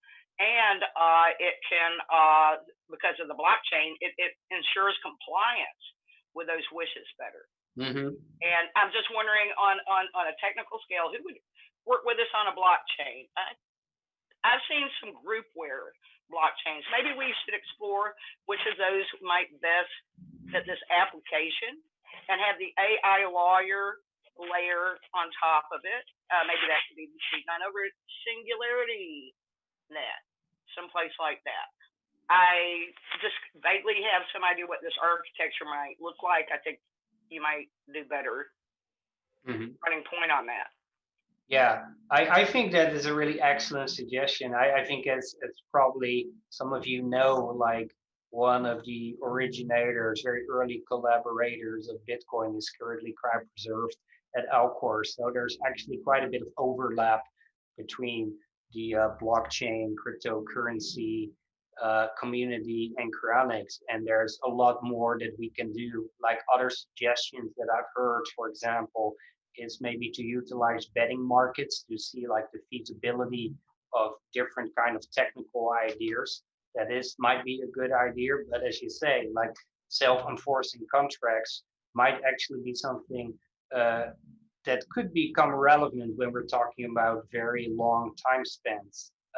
It is not an area, aside from like articles that have been written about how Bitcoin has partly originated like in the cryonics community, based on some of the work of Ralph Merkel, and then of course some of the original like people involved. But beyond that, there hasn't been a whole lot of exploration how these kind of like technologies and the blockchain in particular can play a role in advancing cryonics, but also to enforce certain things that people have put in place. So I really welcome that, and I think that's another like super low-hanging fruit, where anyone who writes a good introduction to this topic and what things might be possible here, it would already be a sound contribution, I think, for sure. Yeah. Excellent. And now let us go to Art Ramon Garcia. Any closing remarks from you? No additional comments. Just thank you for coming, Aschwin. Oh, thank you very much. It is a pleasure to be here and to be among all these like people who have a very strong interest in these kind of topics and are also like have the kind of optimism and dedication to pursue them. I really appreciate it. Yeah. Thank you. Yes, indeed. And I think this is a discussion that is great for people who have a variety of practical questions about cryonics, about various protocols, as well as some of the legal, ethical, philosophical questions surrounding the field. And this is what the Enlightenment Salons try to do. They try to connect various disciplines and help people form a more cohesive and integrated understanding of a subject. And now, Charlie, I wonder, because you are our director of marketing and you are extensively involved in promoting and advocating cryonics, from a marketing and advocacy perspective, what are some of the insights from this discussion that you think could be applied to great effect later on? Well, I think as far as what we talked about today, I think it's just a matter, like I said earlier, it's kind of an education curve. People just need to know. They just need to know, first of all, they need to know that it's even an option. A lot of people didn't realize that. They thought it was just a device for fictional books or movies, cryonics. So I guess I've encountered that, where I've talked to people about it and that's what they thought. So it's, that's number one, I think. And then as far as, popularizing it, I think this is kind of like anything. It's, it becomes palatable when somebody you like or somebody you admire does it. So a celebrity is kind of the thing. If you got somebody that says, hey, I'm going to do this, and depending on who that celebrity is, it could take off. I mean, if it's, because I know that there are some celebrities that have been cited in the past that have been, interested in doing this. Larry King seems like a reasonable guy, and I know he's talked about it, but people might have different, questions about him. I know Britney Spears was cited before, and you might think, well, what's that all about? I imagine if someone like, you know, I don't know, Matt Damon or Oprah Winfrey, that they want to do it, the public might say those people are, you know, kind of credible. Let's look into this more. So you know, that's kind of where I think this could go. This could, I think, and I think Aschwin brought this up before. There's going to be a tipping point where this will become a viable option, especially with something like COVID as an outbreak. It just puts it more at the forefront. But that's basically what I can see where this could go, and it could become because I would like to see this too become not just the third option, but the first option, because Right. it's silly that it's not. Yeah, absolutely. Yeah, no, I totally agree with all of that. Yeah. Excellent. So now, as is our practice, we will let our guest have the last word. Aschwin, how would you like to conclude the conversation today? Okay, well, thank you. This is a pretty extensive conversation, which actually suits me fine. In the past, I've sometimes have been guilty of given half-hour time slots, and I was talking for 3 hours, which I think happened in Madrid in one of the sessions with Jose. So I think cryonics is not.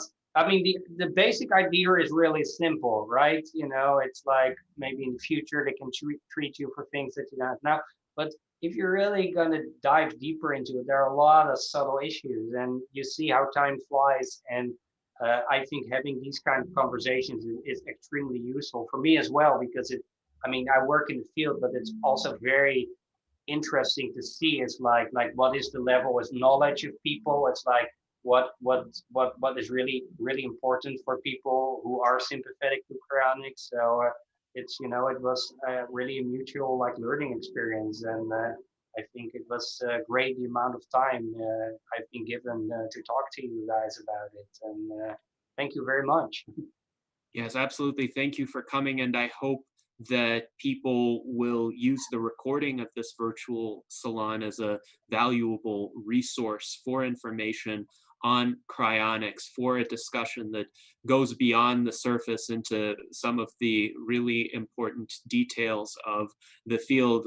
We have been quite pleased to have you here with us, Aschwin, and this is really the spirit of our virtual Enlightenment Salons, to facilitate in-depth conversations such as these. So next Sunday, also at 1 p.m. US Pacific time, we will have as our guest on December 20th, Ugochukwu, who is a philosopher from Nigeria and an author of a new book called An Exercise in Clear Thinking. So I hope all of our guests will join us next Sunday, December 20th. And until then, live long and prosper. All right.